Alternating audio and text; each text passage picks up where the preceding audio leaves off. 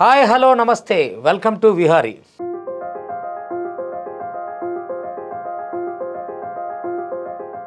వెనుకబడిపోతున్న తరగతుల కోసం వెనుకబడ్డ తరగతులు ఉద్యమించినాయి. అందలంలో ఉన్నవాళ్ళు, అగ్రవర్ణాలుగా ఉన్నవాళ్ళు వాళ్ళ స్థాయిలో వాళ్ళు కొట్లాడుతూనే ఉన్నారు. మధ్యలో ఉన్న బీసీలే ఇటా అటా తేల్చుకోలేక సతమతమవుతున్న సమయంలో కులాలుగా, సంఘాలుగా, ఈ నిచ్చెనమెట్ల వ్యవస్థలో విడివిడిగా రకరకాలుగా, అంటే దేవుడి గుడి ముందు జాతరలో దుకాణాలు పెట్టినంత దారుణంగా బీసీ పరిస్థితి ఉన్నది.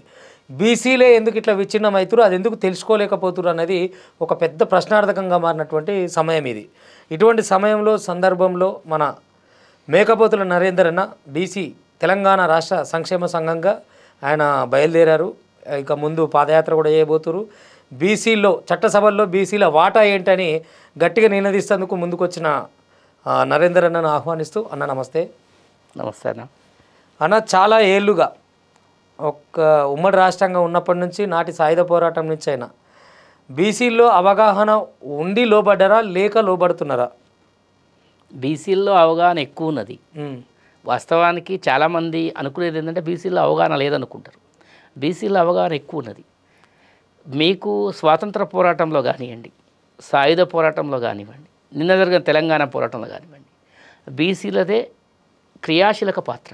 100% క్రియాశీలక పాత్ర. వాళ్ళ త్యాగమే ఈ దేశం విముక్తి అయింది, ఈ రాష్ట్రం ఏర్పడ్డది. బలహీన వర్గాలు ఎస్సీ ఎస్టీల కోసం ఎక్కువ పనిచేసింది కూడా బీసీలే. నాటి మహాత్మా పూలే నుంచి మొదలు పెడితే ఇక్కడి మారోజు వీరన్న వరకు కూడా.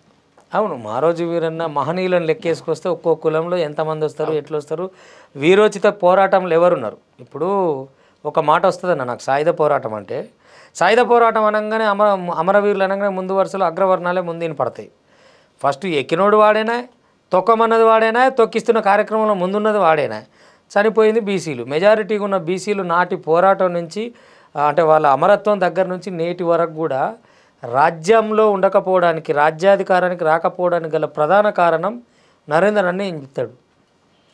రాజ్యాధికారానికి రాకపోవడానికి ప్రధాన కారణం ఏంటంటే ఈ దేశానికి వెన్నుముక బీసీలు. ఈ దేశంలో సంపదని సృష్టించేది బీసీలు.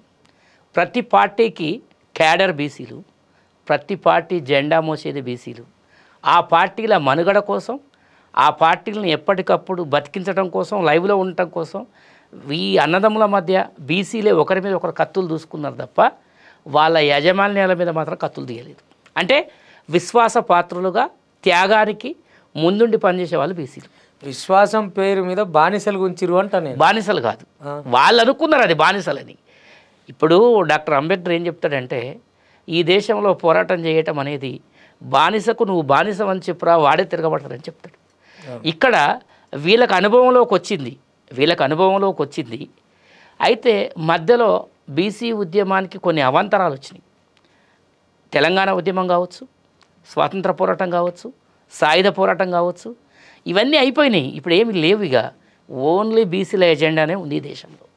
ఎట్లా అంటే మనకు ఒక 17 ఎలక్షన్లు అండి. ఇప్పుడు 17 ఎలక్షన్ జరుగుతుంది దేశంలో. 17 మేబీ 18 అనుకుంటా. ఇప్పుడు ఓన్లీ బీసీ ఎజెండానే ఉన్నది. మొన్న మోడీ గారు పార్లమెంట్లో మాట్లాడుతూ అసలు మొదటిసారిగా బీసీలకు రిజర్వేషన్లు ఇవ్వద్దు అని చెప్పి అందరు ముఖ్యమంత్రులకు లేఖ రాసింది నెహ్రూ గారే. నెహ్రూయే ఓబీసీలకు పచ్చి వ్యతిరేకి అని చెప్పిండు. రాహుల్ గాంధీ గారు ఏం చెప్తారు? ఇప్పటి వరకు రాజ్యాంగంలో కానివ్వండి, జస్టిస్ బాలకృష్ణన్ అని చెప్పేసి కేరళకు సంబంధించినటువంటి సుప్రీంకోర్టు ప్రధాన న్యాయమూర్తి ఆయన తీర్పులో ఏం చెప్పిండంటే, ఈ దేశంలో రిజర్వేషన్లు 50% దాటొద్దని చెప్పి ఆయన తీర్పునిచ్చాడు. Indira Sawhney versus union government of India కేసులో కూడా 50% రిజర్వేషన్లు దాటొద్దని చెప్పించారు. కానీ రాజ్యాంగంలో ఏముందంటే ఎస్సీ ఎస్టీలకు జనాభా దామాషా ప్రకారం రిజర్వేషన్లు ఇవ్వాలి. ఎందులో రిజర్వేషన్లు ఇవ్వాలి? చట్టసభల్లో, విద్యా ఉద్యోగ రంగాల్లో ఇవ్వాలి. ఈరోజు ఎస్సీ ఎస్టీలకు కలిసి వచ్చే అంశం ఏంటంటే, విద్యలో చదువుకోవడానికి రిజర్వేషన్ ఉంది, ఉద్యోగం చేయడానికి జనాభా దామాషా ప్రకారం రిజర్వేషన్ ఉంది, రిటైర్ కాగానే మనకు ఎమ్మెల్యే ఎంపీ పోటీ చేయడానికి చట్టసభలో రిజర్వేషన్ ఉంది. ఈ దేశంలో కానివ్వండి, ఈ రాష్ట్రంలో కానివ్వండి, పార్లమెంట్ అసెంబ్లీలలో చట్టసభలో రిజర్వేషన్లు కావాలంటున్నాం మేము. చట్టసభల్లో వాటా కావాలంటున్నాం. రిజర్వేషన్లు అంటే ఎవరైతే అధికారంలో ఉన్నారో వాళ్ళ దయాదాక్షిణ్యాల మీద ఆధారపడి ఉంటుంది రిజర్వేషన్. ఇప్పుడు రాహుల్ గాంధీ గారు ఎందుకు చెప్తున్నారంటే, ఏమంటున్నారంటే 50% ఉన్న రిజర్వేషన్ని, క్యాప్ సిస్టాన్ని మేము తొలగిస్తాం. 50% క్యాప్ సిస్టాన్ని తొలగించి వీళ్ళకు రిజర్వేషన్లు వాళ్ళ జనాభా దామాషా ప్రకరిస్తామని చెప్తున్నారు. నిన్న మొన్నటి వరకు మేమందరం కూడా దేశవ్యాప్త సమగ్ర కులగణన కావాలని చెప్పేసి ఫైట్ చేయడం జరిగింది. ప్రధానంగా అంటే బీసీలు రాజ్యాధికారంలోకి రావాలి అంటే ఏం చేయాలి? చట్టసభల్లో ముందుగా మా వాటా కావాలని మీరు అంటున్నారు. కావాలని మనం ఎవరైనా అడుక్కుంటున్నామా? అది మన హక్కా? 100% హక్కు. 100% చట్టసభల్లో బీసీల వాటా వాళ్ళ హక్కు. ఎందుకంటే ఇప్పుడు ప్రస్తుత అసెంబ్లీలో 62 మంది అగ్రకులస్తులు ఉన్నారు ఎమ్మెల్యేలు. గత అసెంబ్లీలో 23 మంది బీసీలు ఉన్నారు. ఈ అసెంబ్లీకి వచ్చే వరకు 19కి పడిపోయింది. ఇప్పుడు ఏమవుతుందంటే తెలంగాణ రాష్ట్రంలో జనాభా పరంగా బీసీలు ఎక్కువ ఉన్నారు. అవును. డబ్బు పరంగా అగ్రకులాలు ఎక్కువ ఉన్నారు. వాళ్ళలో కన్స్ట్రక్షన్స్, పెద్ద పెద్ద ఇంజనీరింగ్ కాలేజీలు, మెడికల్. ఇప్పుడు మల్లారెడ్డి ఉన్నాడు, ఆయనకు 18 ఇంజనీరింగ్ కాలేజీలు ఉన్నాయి, మెడికల్ కాలేజీలు ఉన్నాయి. ఆయన అల్లునికి మెడికల్ కాలేజీలు ఉన్నాయి, ఇంజనీరింగ్ కాలేజీలు ఉన్నాయి. ఒక మెడికల్ కాలేజీకి ఎవరైనా ఒక ఫ్రీ ఆఫ్ కాస్ట్లో ఒక హాస్పిటల్ రన్ చేయాలి. అది గవర్నమెంటు, ఇండియన్ మెడికల్ అసోసియేషన్ ఇచ్చిన గైడ్లైన్స్. దాన్ని రన్ చేస్తూ వాళ్ళు మేమేదో సేవా దృక్పథం అని చెప్తారు. మల్లారెడ్డి గారు ప్రతి ఇయరు, నేను ఆన్ ద రికార్డ్ చెప్తున్నా, 1500 కోట్ల రూపాయల డొనేషన్ కలెక్ట్ చేస్తాడు. ఫీజులు కాదు, డొనేషన్స్. ఒకటే క్యాంపస్లో 2 డెంటల్ కాలేజీలు, 2 మెడికల్ కాలేజీలు. చట్టవిరుద్ధంగా కాలేజీలు నడుపుతాడు. చట్టవిరుద్ధంగా ఫ్యాకల్టీ ఉండదు, సరిగ్గా క్యాపబుల్ ఫ్యాకల్టీ ఉండదు వాళ్ళకి. కరెక్ట్గా కెపాసిటీ సరిపోదు, ఫ్యాకల్టీ కెపాసిటీ. ఆయన అంటే చెప్తారు కదండి, ఆయనే చాలా కామెడీగా పూలమ్మిన పాలమ్మిన, అరే ఇచ్చిపోయిండే మన ఆయన ఇచ్చిండు 600 ఎకరాలు, మరి ఏం చేయమంటావు నన్ను? అది వాళ్ళ నాయన ఇస్తే ఆయన దున్నుకోమనండి, వ్యవసాయం చేయమనండి, అది కాదు. కానీ ప్రజల్ని చీట్ చేయొద్దు కదా. అది ఆయన తమ్ముడు, ఆయన కొడుకులు వాళ్ళంతా కలిసి మెడికల్ కాలేజీలు, ఇంజనీరింగ్ కాలేజీలు పెట్టి పిల్లల్ని బ్లాక్మెయిల్ చేసి అడ్మిషన్ అయ్యేదాకా ఒక విధంగా, అడ్మిషన్ అయిన తర్వాత ఒక పేరెంట్ పోయి అక్కడ మాట్లాడలేడు, చేయలేడు. వీళ్ళకందరికీ వ్యాపారం ఎవరు? బీసీలే కదా. అవును. వచ్చేటటువంటి రియంబర్స్మెంట్లే కదా. ప్రభుత్వాలు కూడా బీసీలను అణిచివేయడానికి ఎన్ని కుట్రలు చేయాలో అన్ని కుట్రలు చేస్తాయి. అది ఏ రాజ్యమైనా, ఏ ప్రభుత్వం అయినా, కేసీఆర్ ప్రభుత్వం అయినా, అంతకుముందు రాజశేఖర రెడ్డి ప్రభుత్వం అయినా, చంద్రబాబు నాయుడు ప్రభుత్వం అయినా, ఇప్పుడున్న రేవంత్ రెడ్డి ప్రభుత్వం అయినా. మేము రేవంత్ రెడ్డి గారు అధికారంలో మేము కాంగ్రెస్ పార్టీకి సపోర్ట్ చేసినాం. ఓకే. కానీ బీసీల కోసం ఎందుకు? రాహుల్ గాంధీ గారిని చూసి చేసినాం. ఎందుకు రాహుల్ గాంధీ గారిని చూసి చేసినామంటే, మేము కులగణన కావాలంటే రాహుల్ గాంధీ గారు దాన్ని స్వీకరించారు. దేశవ్యాప్తంగా మేము కులగణన చేస్తాం అధికారంలోకి వస్తే. మాకు ఏ రాష్ట్రంలో అధికారం వచ్చినా కులగణన చేస్తాం. రాహుల్ గాంధీ గారు, సోనియా గాంధీ గారు, ప్రియాంక గాంధీ గారు ఇచ్చిన మాట ప్రకారమే ఈరోజు తెలంగాణలో కులగణన జరుగుతుంది. ఇదే ప్రశ్న మీరు కేంద్రంలో ఇప్పుడున్న ప్రభుత్వాన్ని ఎందుకు అడగలేకపోయారు? ఇదే ప్రశ్న కేంద్రంలో ఇప్పుడున్న ప్రభుత్వాన్ని అడిగినాము. మేము సెప్టెంబర్ 26, 2002న జాతీయ బీసీ కమిషన్ వచ్చి ఇక్కడ మీటింగ్ పెడితే మేము ఒక 60 మందిని పోయి ఆ మీటింగ్లో కిషన్ రెడ్డి, 2 కేంద్ర మంత్రి కిషన్ రెడ్డి, 2 గవర్నర్లు, భగవాన్ లాల్ షాహీ అని బీహార్ ముదిరాజ్, ఆయన జాతీయ బీసీ కమిషన్ చైర్మన్, బీజేపీ మీటింగ్ను డిస్టర్బ్ చేసినాం. జనరల్గా బీసీ సంఘాలన్నీ ఒక మూస దూరంలో నడుస్తున్నాయి. ఎట్లా అంటే పేపర్ల మీద డిపెండ్ అయ్యి, కొంత సోషల్ మీడియా మీద ఇప్పుడు డిపెండ్ అయ్యి. కానీ ఒక మీటింగ్ దగ్గర పోయి క్వశ్చన్ చేసేటటువంటి తత్వం ఇంకా మనకు రాలే. 2011లో పాదయాత్ర చేసిన ఏకైక బీసీ సంక్షేమ సంఘం తెలంగాణ బీసీ సంక్షేమ సంఘం. 2009లో తెలంగాణ రాష్ట్ర సాధన కోసం ఏర్పడింది. కృష్ణయ్య గారి దగ్గర నుంచి బయటకు వచ్చేసి చేసింది. 2022లో సెప్టెంబర్ మాసంలో, సెప్టెంబర్ 26వ తారీఖు నాడు భగవాన్ లాల్ షాహీ, మన దగ్గర ఉండేటటువంటి ఆచార్య గారు, జాతీయ బీసీ కమిషన్ మెంబరు, ఆయన తీసుకొచ్చుకొని ఇక్కడ పెట్టుకున్నాడు. అంటే మేమేమి జాతీయ బీసీ కమిషన్కు సంబంధించిన మీటింగ్ను డిస్టర్బ్ చేయాలనే ఉద్దేశం కాదు. ఏం జరిగిందంటే, దేశం నుంచి ఇక్కడికి ఒక జాతీయ బీసీ కమిషన్ వచ్చింది. అక్కడ మనం ప్రొటెక్ట్ చేస్తే మన సమస్య ఢిల్లీకి వెళ్తుంది. అవును. సమస్యని ఢిల్లీకి పెద్దలకు ఒప్పచెప్పాలి. ప్రధానమంత్రికి ఇమీడియట్లీ ఇంటెలిజెన్స్ పోవాలంటే ఎట్లా? వాళ్ళ బీజేపీ మీటింగ్ని డిస్టర్బ్ చేయాలి. అది బీజేపీ మీటింగ్ కాదు, జాతీయ బీసీ కమిషన్ మీటింగ్. భగవాన్ లాల్ షాహీ గారు జాతీయ బీసీ కమిషన్ చైర్మన్గా ఉండి 4-5 మెంబర్లు ఉండి ఏ రోజు కూడా బీసీ కులగణన చేయాలి, బీసీ సమగ్ర కులగణన చేయాలి. ఫస్ట్ మనం ఏమన్నామంటే బీసీ కులగణన అడిగినాం. అది కరెక్ట్ కాదు. దేశంలో ఉండేటటువంటి 7,000 పైచిలకు కులాలు ప్రతిదాన్ని లెక్కించాలి. ఏ కులంలో ఎంతమంది ఉన్నారు? ఇప్పుడు నితీష్ కుమార్ గారు మన బీహార్లో చేసారు. తేజస్విని యాదవ్, నితీష్ కుమార్ గారి నాయకత్వంలో చాలా రాడికల్ నిర్ణయం అనమాట అది. ఈ దేశంలో ఎవరూ చేయలేనటువంటి ప్రయత్నం చేసిండు ఆయన. ఎంత గొప్పగా అంటే అక్కడ కర్పూరి ఠాగూర్, మండల ఉద్యమాల ప్రభావం ఉంది, బీసీల నాయకత్వం ఉంది. వాళ్ళంతా రామ్ మనోహర్ లోహియా, జయప్రకాష్ నారాయణ గారి దగ్గర సోషలిస్ట్ మూమెంట్లో పనిచేసిన వాళ్ళు వీళ్ళంతా. అది ఈ దేశంలో సమస్య బీసీల సమస్య అని చెప్పి గమనించింది నార్త్ ఇండియాలో ఎవరు? మన శరద్ యాదవ్ గారు, ములాయం సింగ్ యాదవ్ గారు, లల్లు ప్రసాద్ యాదవ్ గారు. ఆ తర్వాత వాళ్ళకు కోవాకు సంబంధించినటువంటి ఒక నాయకుడు మన దగ్గర వి హనుమంతరావు గారు లాంటి వాళ్ళు, వి హనుమంతరావు గారు, పోతే పుంజాల శివశంకర్ గారు, ఇలాంటి నాయకులు చాలామంది దాన్ని చాలా అగ్రెసివ్గా తీసుకుపోవడానికి ప్రయత్నం చేశారు. ఆయన కులగణన చేసిన తర్వాత బీహార్లో క్యాస్ట్ సెన్సస్ చేసిన తర్వాత ప్రపంచం నివ్వెరపోయింది, ప్రపంచం విస్తుపోయింది. 63% బీసీలు ఉన్నారండి. 63% బీసీలు అంటే మీకు ఈరోజు 27% రిజర్వేషన్లు అంటే 1/3 అంటే 30% వస్తుంది వాళ్ళకి రావాల్సిన దాంట్లో. 50% రిజర్వేషన్లలో 15% మనకి ఇంప్లిమెంట్ అవుతున్నట్లు. నరేంద్ర అన్న అదే పాయింట్ నేను అనేది ఏంటంటే చివరిగా దేశంలో యావత్తు దేశం కులగణన ఎప్పుడు జరిగింది, అసలు ఇప్పుడు కులగణన జరిగితే ఏం జరుగుతుందన్న ప్రమాదం నుంచి అది జరగనిస్తలేరు సీదా. అవును, ఇప్పుడు పెద్ద సమస్య ఏంటంటే కులగణన అనేది జరిగితే బీసీల వాటా ఏందో తేలిపోతుంది, కథ ఏందో తేలిపోతుంది, యావత్తు దేశం భవిష్యత్తు ఏదో వెళ్ళిపోతుంది. అక్కడే మెయిన్గా ఆపిరు ఒకటి ప్రధానంగా. అక్కడ ఒకటి ఆపితే ఇక్కడికి వచ్చినప్పుడు ఎందుకు బీసీలు ఓట్ల మేస్తిర్లుగా అంటే పై నాయకుల దగ్గర నేనుంటే బాగుండు అని బీసీలు ఈ కులమైన పోయి ఆడ సార్ నాకు తెలుసు నేను చెప్తుంటాడు, సార్కి నేను చెప్తాను అంత తీరని ఈ ఓట్ల మేస్తిర్లుగా మారిపోయి ఇప్పుడు తాత్కాలిక డబ్బు అవసరాలు తీర్చుకోవడానికో ఆయన భుజం మీద చేసి ఏమరా చారి ఏమారా రాపోతివి ఇట్లా అనిపించుకోవడం కోసం చేస్తున్న ఈ ప్రయత్నాలు బీసీలను ఎప్పుడు రాజ్యాధికారంలోకి తీసుకొస్తాయి? అంటే మీరు చెప్పేది వాస్తవము. ప్రధాన నాయకుల దగ్గర అనుచరులుగా మేమున్నామని చెప్పేసి వీళ్ళు పిల్లి మొగ్గలు ఇస్తున్నమాట వాస్తవమే, నేను ఒప్పుకుంటా. కానీ వీళ్ళకు రాజ్యాంగ రక్షణ లేదు. ఈ దేశంలో బీసీలకు ఒక రాజ్యాంగ రక్షణ లేదు. మేము ఎప్పటి నుంచో కూడా బీసీలకు అట్రాసిటీ చట్టం తేవాలని చెప్తాం. బీసీలలో కూడా అణగారిన కులాలు ఉన్నాయి, సెమీ డీనోటిఫైడ్ కమ్యూనిటీస్ ఉన్నాయి, ఆశ్రిత కులాలు అంటాం. బీసీలని 4 రకాలుగా చెప్పొచ్చు. ఉత్పత్తి కులాలు, తర్వాత సేవక కులాలు, 3 ఆశ్రిత కులాలు. ఆశ్రిత కులాలు చాలా దీనస్థితిలో ఉన్నాయి. ఈ ఉత్పత్తి కులాలలోకి ఏవేవి వస్తాయన్న మీ ఐడియా? ఆశ్రిత కులాలు అంటే ఏంటంటే మన దగ్గర ఒక కులానికి ఇంకొక ఆశ్రిత కులం ఉంటుంది. ఉపకులం, మున్నూరు కాపు ఉపకులం కాదు, ఆశ్రిత కులం. ఆశ్రిత కులం అంటే ఆ కులాన్నే ఆశ్రయిస్తుంది అది. అవును. ఇప్పుడు మున్నూరు కాపుల్లో ఒక దేశ గురువులను వస్తారు. వాళ్ళు ఓన్లీ ఆ ఊరికి వచ్చి మున్నూరు కాపుల దగ్గరనే భిక్షాటన చేసి వాళ్ళ కులానికి సంబంధించిన చరిత్ర చెప్తారు.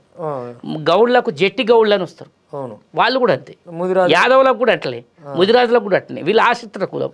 పోతే మన పద్మశాలీలకు కూడా అంతే. కాకి పడగలోళ్ళు, కూనపులి వాళ్ళని వస్తారు. వాళ్ళు ఊరు బయట టెంట్లు వేసుకొని ఉండి ఆ పద్మశాలీల దగ్గర పెద్ద కులం వాళ్ళ దగ్గర భిక్షాటన చేస్తూ ఆ కులం యొక్క ఇది చెప్పిపోతారు. పటం వాళ్ళని చెప్పొస్తారు, బుక్క అయ్యేవాళ్ళని, ఇంకా రకరకాల కులాలు ఉంటాయి. ఆ కులాలకైనా పాపం ఒక రక్షణ చట్టం. నిన్న మొన్న ఎప్పటి నుంచో బీసీ ఉద్యమకారులు, బీసీ సంఘాలు పెడుతున్న డిమాండ్ తోటి మొన్న చంద్రబాబు నాయుడు గారి కొడుకు లోకేష్ బీసీలకు రక్షణ చట్టం తెస్తాం అంటే ఒక రక్షణ ఉండాలి కదా వీడికి. అయితే ఈ రక్షణ లేకపోవటం వల్ల వీళ్ళు చాలా ప్రమాదానికి గురవుతున్నారు. నాకు తెలిసి భువనగిరి ప్రాంతంలో ఒక మందుల కులం వాళ్ళ మీద SC/ST అట్రాసిటీ కేసు అయింది. ఎంత బాధాకరం అంటే మందులోళ్ళు అంటేనే మనకు ఊరు బయట టెంట్లు వేసుకొని చెట్ల మందులు ఇస్తాం, అది ఇస్తాం, ఇది ఇస్తామని చెప్తారు. చిన్న కమ్యూనిటీ వాళ్ళ మీద SC/ST అట్రాసిటీ కేసు అయింది.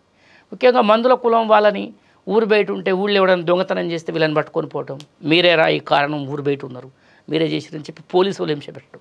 అంటే 2 వైపుల నుంచి దాడులు జరుగుతున్నాయి వాళ్ళ మీద. అటువంటి వాళ్ళ కోసము బీసీ అట్రాసిటీ చట్టాన్ని తీసుకురావాలని చెప్పి డిమాండ్ చేస్తారు. గతంలో ఆర్మూర్ దగ్గర 300 కాపుల్ని గ్రామ బహిష్కరణ చేశారు. 300 కాపులు ఏంటి ఈరోజు రాజకీయంలో కానివ్వండి, ఎడ్యుకేషన్లో కానివ్వండి ఎంతో ముందుకు పోయినటువంటి కమ్యూనిటీ. దమ్మున కులం, అది చాలా పెద్ద కమ్యూనిటీ. వాళ్ళని గ్రామ బహిష్కరణ చేయటం ఏంటి? వీడీసీ ఉన్నట్టుంది కదా అక్కడ. వీడీసీ విషయం కాదు. వీడీసీ ఉన్నంత మాత్రం వీడీసీకి గ్రామ బహిష్కరణ అరాచకాలు ఎక్కువ ఉన్నాయి అనేది అక్కడ ఆ ప్రాంతంలో ప్రధానంగా ఉన్నదనేది తెలుసు. వీడీసీ అరాచకాలతోటి అసలు ఒక కులాన్ని బహిష్కరించే హక్కు వీడీసీకి లేదు. విలేజ్ డెవలప్మెంట్ కళ్ళు కూడా అమ్ముకొని ఇవ్వకుండా గౌడ్స్ని వాళ్ళని ఇప్పుడు గౌళ్ళని గ్రామ బహిష్కరణ చేస్తున్నారు, యాదవుల్ని గ్రామ బహిష్కరణ చేస్తున్నారు. మరి వీళ్ళ మీద వివక్షత లేదా? ఉంది కదా. ముందు ముఖ్యంగా వీళ్ళకు ఒక రక్షణ తీసుకురావాల్సిన అవసరం ఉంది. అయితే బీసీలు ఎందుకు రాజకీయంగా చైతన్యవంతం కాలేకపోతున్నారు, రాజకీయంగా ముందుకు రాలేకపోతున్నారు, వీళ్ళ ఓట్లు వీళ్ళు వేసుకోలేకపోతున్నారు అంటే దీనికి అనేక కారణాలు ఉన్నాయి. మండల్ లెవెల్లో రాజకీయం చేసేవాళ్ళు, గ్రామీణ స్థాయిలో రాజకీయం చేసేవాళ్ళు, వాళ్ళందరూ కూడా వీళ్ళ జీవితంలో భాగస్వామ్యమై ఉన్నారు. వాళ్ళు వీళ్ళకు వచ్చే పంచాయతీలు ఏంది? కోడి పంచాయతీ, కుక్క పంచాయతీ, గొడ్డు పంచాయతీ, గట్టి పంచాయతీ, సమితి పంచాయతీ, ఇవి ఉంటాయి చిన్నవి. వీళ్ళకు పోలీస్ స్టేషన్తో పని ఉండదు, ఎంఆర్ఓ ఆఫీస్తో పని ఉండదు, ఎమ్మెల్యేతో పని ఉండదు, ప్రభుత్వంతో కూడా పని ఉండదు. ప్రభుత్వంతో ఏం పని ఉంటుంది? రేషన్ కార్డు లేకపోతే పెన్షను, ఇదే తప్ప రెండోది ఉండదు. ఈ బీసీ నాయకులు అనే వాళ్ళందరం కూడా మేమేమో హైదరాబాద్ లాంటి పట్టణాలకు పరిమితమై ఇక్కడ నుంచి చైతన్యవంతం చేయాలనేటటువంటి పరిస్థితి ఒకటి ఉంది. ఇక్కడ నుంచి తీసుకుపోయి మండలాధ్యక్షుల్ని, గ్రామాధ్యక్షుల్ని పెడితే వాళ్ళు పని చేయలేని పరిస్థితి.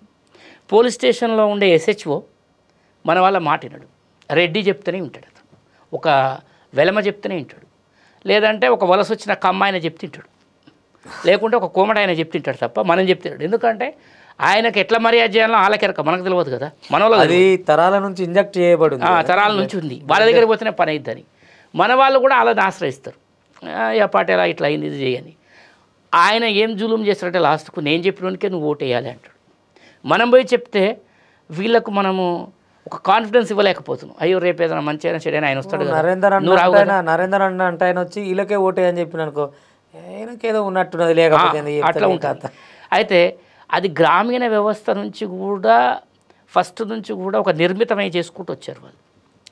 అయితే ఇప్పటికీ అప్పటికి తేడా ఏంటంటే గత 30 సంవత్సరాలతో పోలిస్తే ఇప్పటికీ ఒక విజయం సాధించాం మనం, చాలా గొప్ప విజయం. 10 సంవత్సరాలకు ముందు బీజేపీ పార్టీ ఓబీసీ ప్రధానమంత్రిని తీసుకొచ్చింది, అది మన విజయమే. అంటే బీజేపీ లాంటి మతత్వ పార్టీకి ఓబీసీ ప్రధానమంత్రి ఎందుకు? హిందూ మతం మీద ఉండే పార్టీ కదా. బీజేపీకి దమ్ముంటే నేను మీ స్టూడియో నుంచే నేను బీజేపీని సవాల్ చేస్తున్నా, మేము ఒక హిందువుని ముఖ్యమంత్రిని చేస్తాం, ప్రధానమంత్రిని చేస్తాం అని చెప్పమనండి. ఓబీసీ ప్రధానమంత్రి ఎందుకు? ఇప్పుడు ఉన్నాయన గిరిజన రాష్ట్రపతి ఎందుకు? ఆయన ఎవరైనా కానివ్వండి. నరేంద్ర మోడీ గారు ఓబీసీల ఎంబీసీ కులమా, సంచార కులమా, డిఎన్టీ కులమా, ఓబీసీ కులమా పక్కకు పెడదాం. నరేంద్ర మోడీ గారు ఓబీసీ ప్రధానమంత్రి అనే ట్యాగ్ లైన్ ఎందుకు వచ్చింది అంటే బీసీ ఓట్ బ్యాంక్ సమీకరణ కోసమే వచ్చింది. ఈ తెలంగాణ రాష్ట్రానికి బీసీ ముఖ్యమంత్రిని చేస్తారు. కిషన్ రెడ్డి గారు నెత్తిన ఒక ఫోటో కిరీటం, బీసీల కిరీటం పెట్టుకొని ఇగో ఈ కిరీటం మీదే అని చెప్పి తిరిగాడు. ఎందుకు? ఇప్పుడు ఒక్క బీజేపీనే కాదు కదా, ఏ పార్టీ అయినా అది అక్కడికే వస్తున్నా. ఇప్పుడు ఇంట్లో కొత్త పాయింట్ ఎందుకంటే అక్కడికే వస్తున్నా. ఇప్పుడు నెహ్రూ గారు, ఇందిరాగాంధీ గారు, రాజీవ్ గాంధీ గారు వీళ్ళు ముగ్గురు కూడా బీసీలని తీవ్రంగా వ్యతిరేకించారు. మండల్ మూమెంట్ టైంలో రాజీవ్ గాంధీ గారు 2 గంటలు మండల్ రిజర్వేషన్లు వ్యతిరేకిస్తూ మాట్లాడాడు. కానీ ఈరోజు రాహుల్ గాంధీ గారు బీసీ సబ్జెక్టునే ప్రధానమైన ఎజెండాగా జోడో యాత్ర 1, జోడో న్యాయ యాత్ర 2లో కూడా బీసీ సబ్జెక్టే మాట్లాడుతున్నాడు, ఎక్కువ బీసీల సబ్జెక్టే మాట్లాడుతున్నాడు. ఏమంటున్నాడు? మొన్న మా ప్రధానమంత్రి ఓబీసీ గారు నరేంద్ర మోడీ 90 మంది సెక్రటరీస్ ఈ దేశ సంపదని పంచే వాళ్ళు ఉన్నారు, ఇందులో 3 మాత్రమే ఓబీసీలు ఉన్నారు. ఈ దేశ సంపదను పంపిణీ చేసే దగ్గర ఓబీసీల వాటా ఏది, వీళ్ళ షేర్ ఏది? నువ్వు 27% మినిస్ట్రీలు నేను ఇచ్చిన అంటున్నావు కదా, 27% ఇక్కడ ఉండేటటువంటి ఐఏఎస్లను ఎందుకు ఇవ్వలేకపోతున్నావు, principal secretaries of union government ఎందుకు ఇవ్వలేకపోతున్నావు అని చెప్పేసి అద్భుతంగా ప్రశ్నిస్తున్నాడు. మీరు దానికి హర్షిస్తున్నారా? 100% హర్షిస్తుంది. ఇప్పుడు అందులో కొత్త ఆటే ఉంది, పాత ఆటే కొంచెం కలర్ మార్చి వీళ్ళ వైపు ఉంది కాబట్టి ఆయన అడుగుతుండు. ఆయన అది తప్ప ఇంకోటి అడగలేడు కదా. ఎటొచ్చి ఎజెండా బీసీల మీదకి వెళ్ళే మాట్లాడతారు. పోనీ రాజ్యాధికారం సీదా తీసుకపోయి ఎస్సీల మీద పెట్టినా అడ్మినిస్ట్రేషన్ అయితే సరిపోదు కదా. బీసీలు లేకుండా మనం చేయకుండా ఇప్పుడు మనమే ఆర్థికంగా లేని పరిస్థితి నుంచి వాళ్ళు డైరెక్ట్ ఎత్తుకొని చేసేది ఉండదు. వీళ్ళు మన పేరు ఎత్తకుండా, మనం ముచ్చట తీయకుండా వీళ్ళు పరిపాలన చేసో ప్రతిపక్షంగా ఉండో నడిపించేది అయితే ఉండదు. మీరు చెప్పిన పాయింట్లో నాకు తెలిసి కొత్తగా ఏం లేదు, మార్చి ఆడుతున్నారు తప్ప అదే ఆట. నేనేమంటున్నానంటే నువ్వు ఏ ఆట ఆడినా, ఎటు మార్చి ఆడినా నీకు ఇక్కడ ముడి పదార్థం మాత్రం బీసీలే. ఇప్పుడు కాంగ్రెస్ పార్టీ రొట్టె చేయాలన్నా, బీజేపీ పార్టీ రొట్టె చేయాలన్నా పిండి బీసీలే కావాలి. అవును. ఈ సబ్జెక్ట్ అనేది వాళ్ళ ఇడెన్ ఎజెండా ఏది ఉన్నప్పటికీ వాళ్ళ ఎజెండా మీద మాత్రం బీసీ జెండా ఎగురుతుంది. నేను అనేది అది. దానివల్ల రేపు చట్టసభల్లో బీసీ రిజర్వేషన్ల కోసం బిల్లు చేయాల్సి వస్తుంది. కులగణన అనేది చిన్నగా మొదలుపెట్టిన 2019లో. 2019లో ఎందుకు మొదలుపెట్టినాం? జంతర్ మంతర్కు పోయి డిసెంబర్ 10 నాడు ఆ రోజు ఆర్టికల్ 370 బిల్ పెట్టారు. మేము అక్కడ ధర్నా చేస్తున్నాం. ఆ రోజు కులగణన అంటే ఎవరు పట్టించుకోలే. ఎందుకు మేము 2019లో అది తీసుకున్నామంటే 2021లో దేశవ్యాప్త జనాభా లెక్కలు జరుగుతున్నాయి. దేశవ్యాప్త జనాభా లెక్కల్లో ఎస్సీ ఎస్టీ లెక్కలు ఎప్పుడు ఉంటాయి, బీసీ లెక్కలు ఉండవు. 2011లో బీసీ జనాభా లెక్కలు చేసిర్రు. సోషియో ఎకనామిక్ క్యాస్ట్ సెన్సెస్ అని చేసిర్రు. అది బయట పెట్టమంటే బీజేపీ ఏం చెప్తుంది? అందులో 24 లక్షల మతాలు ఉన్నాయి, 24 లక్షల కులాలు ఉన్నాయని తప్పుడు లెక్కలు పెట్టిర్రు. అది మేము బయట పెట్టము, మేము కులగణన చెయ్యం. కులగణన చేయమని ఎందుకు అంటున్నారంటే వాళ్ళు అది ఆర్ఎస్ఎస్ విధానం, ఆర్ఎస్ఎస్ సిద్ధాంతం. ఆర్ఎస్ఎస్ ఏంటంటే ఈ దేశంలో కులగణన అనే అంశం మనం బయట తెచ్చినాం అనుకో, హిందూ మతం కులాలుగా ఖండాలుగా విడిపోతుంది వాళ్ళ ఉద్దేశం. అసలు ఆర్ఎస్ఎస్ హిందూ మతం అనేదే సమాజాన్ని విచ్ఛిన్నం చేసింది కదా, కలవకుండా చేసింది కదా. నిచ్చరమెట్ల కుల వ్యవస్థను తయారు చేసింది ఎవరు? హిందూ మతము అంతకు ముందు ఉండేటటువంటి మనువాదం వీళ్ళే కదా పెట్టింది, మనమేం పెట్టలేదు. ఇప్పుడు మీరు ఏ ఊరికైనా పోండి, బీసీ కులస్తులని కానీ ఎవరైనా పిలిచి అడగండి, మీరు ఏ కులం అంటే చెప్తారు, ఏ మతం అంటే పెద్దగా పట్టించుకోరు, అది పెద్ద ప్రభావితమైనది కాదు. కానీ నార్త్ ఇండియాలో ఉండేటటువంటి బీజేపీ నాయకులు జై శ్రీరామ్ పేరుతోటి అన్నిటితోటి వినాయక చవితి పేరుతోటి హిందూ మతంగా తయారు చేయాలని చూస్తారు. అయితే వినాయక చవితి చేసేటటువంటి బీసీలు, శ్రీరామనవమి చేసేటటువంటి బీసీలు, ఊరూర జాతరలు, లక్ష్మీనరసింహస్వామి జాతర, అమ్మవారి జాతర, పోతే శివయ్య జాతర, ఇవన్నీ చేసే వాళ్ళందరికీ కూడా మేము హిందువులమనే తెలుసు. వాళ్ళు రోజు పొద్దున్న లేస్తే బొట్టు పెట్టుకుంటారు, గుడికి పోతారు, శ్రీరాముడి దగ్గరికి పోతారు, ఆంజనేయ స్వామి దగ్గరికి పోతారు, శివుడి దగ్గరికి పోతారు, తిరుపతి వెంకన్న కాడికి పోతారు. ఈరోజు అయోధ్యకు పోయేటోళ్ళ 99% బీసీలు ఉంటారు. ఇప్పుడు పూజారి ఉంటాడు. గుడి బతకాలంటే బీసీ అన్న ప్రధానంగా. ఇప్పుడు గుడి బతకాలన్నా, గుడిలో పూజారి బతకాలన్నా, ఆ పక్కన ఉన్న వ్యాపారం నడవాలన్నా, బీజేపీ పార్టీ బతకాలన్నా బీసీలే కావాలి. బీజేపీ పార్టీ వాళ్ళకు తెలిసి ఆడుతున్న నాటకం ఇది. ఏంటంటే ఈ దేశంలో 100కు 100, 100కి 100% హిందువులు ఎవరు? బీసీలే. కాదని చెప్పమనండి, వాళ్ళు 100% బీసీలే ఉంటారు. హిందూ మతాన్ని మోసేది బీసీలే. వీళ్ళ సంపాదనలో సంవత్సరంలో 10 నుంచి 20% సంపాదన గుళ్ళకు, గోపురాలకు, ఈ వీళ్ళు చేసుకునే ఫంక్షన్లకు, దావతులకు, ఇటుకే ఉంటాయి. అది ప్రధానంగా నేనేమంటానంటే వాళ్ళు ఎప్పుడో సక్సెస్లో ఉన్నారు. బీసీలని సాధించి ఇంకా కింది కులాలను సాధించి నిలబడ్డారు. వాళ్ళే కొట్టుకుంటారు. అబ్బా ఏం కొట్టుకుంటారో మన గురించి అనిపిస్తారు. మళ్ళీ వాళ్ళని నిలబెట్టేటట్టు చేస్తారు మనతోటే. నేనేమంటా అంటే అనాదిగా వాళ్ళు మనల్ని ఆడుతందుకే తయారయ్యారు. మనలో ఉన్న నాయకులు ఎప్పుడో బీసీ బాగోగులు, బీసీ రాజ్యం లక్ష్యం, బీసీల సంక్షేమమే ముఖ్యమని వచ్చి ఇవాళ కాదు ఎప్పటి నుంచో వచ్చి అధికారంలో ఉన్నారు. ఆ తర్వాత అధికారాలు పోయినాయి, తర్వాత చీలికలు పేలికలు అయ్యారు. ఇన్ని సంఘాలుగా ఎందుకు మారుతున్నారు బీసీలు? ఇంత అవగాహన ఉంది. ఇప్పుడు మీతో సహా బీసీలకు ఏం కావాలో కరెక్ట్గా తెలుసు. బీసీలు ఏం చేస్తే రాజ్యంలోకి వస్తారో కరెక్ట్గా తెలుసు. ఏం లేక రాజ్యంలో లేరో కరెక్ట్గా తెలుసు. మరి మీరెందుకు జాతరల దుకాణాల లెక్క ఆయనో సంఘం, ఈయనదో లింగం, ఆయనదో రంగం, ఎందుకు మీరు ఒక్కటై ఉండరు అంటున్నా. ఇప్పుడు వెలమ సంక్షేమ సంఘం ఉంది. వెలమలలో 6 సంఘాలు ఉన్నాయి. వాళ్ళు ఉన్నది 1%. రెడ్లల్లో కూడా కొన్ని 100 సంఘాలు ఉన్నాయి, ఉండొచ్చు. వాళ్ళంతా డెవలప్ అయ్యారు కదా. అయితే ఈరోజు బీసీ వాదాన్ని నిలబెట్టాలంటే ఊరికో సంఘం కావాలి. నేను అనుకున్నా ఊరికో సంఘం కావాలి. ఎటువంటి సంఘం కావాలంటే సాయుధ పోరాటంలో గుత్పల సంఘాన్ని ఏర్పాటు చేసింది బీసీలే. గుత్పల సంఘాలు కావాలి ఊర్లలో బీసీలు. ఇప్పుడు ఎంఆర్పిఎస్ గుత్పల సంఘం ఉంది ఊర్లలో. ఎంఆర్పిఎస్ ఒక మాదిగా మిత్రుడు జోలికి పోవాలంటే గుత్పలు వేసుకొని మన వాళ్ళు 100 మంది వస్తారు. మా ఓన్నేమో అంటే ఏమో రా మా కుల పోదని చెప్పి. బీసీలలో కూడా ఏ కులానికి ఆ కుల సంఘం గ్రామీణ స్థాయిలో పెట్టాలి. 100 సంఘాలు కాదు, 1,00,000 సంఘాలు పెట్టాలి. 12,700 గ్రామాలు తెలంగాణలో ఉంటే 12,700 బీసీ సంఘాలు, 12,700 ప్రతికూల సంఘం కావాలి. ఉన్నప్పుడే ఇప్పుడు ఆర్ఎస్ఎస్, బీజేపీ వాళ్ళు ఏం చేస్తారు, కింది స్థాయిలో బూత్ కమిటీలు వేస్తారు చూడు, ఆ బూత్ కమిటీ స్థాయిలో సంఘాలు పెడతాం. అక్కడ కూడా బీసీలేగా, మళ్ళీ బీసీలతోటి సంఘాలు పెడతాం. బూత్ కమిటీ మీరన్నది ఎక్కడైతుంది? ఇక బూత్ కమిటీ నుంచి పెడతాం. ఎందుకంటే బీసీలకు ఒక పార్టీ వచ్చినప్పుడు ఆర్గనైజ్ చేయడం ఈజీ అవుతుంది. బీసీలకు పార్టీ ఎప్పుడు వస్తుంది? వస్తుంది, త్వరలో వస్తుంది. నాయకుడు వస్తాడు.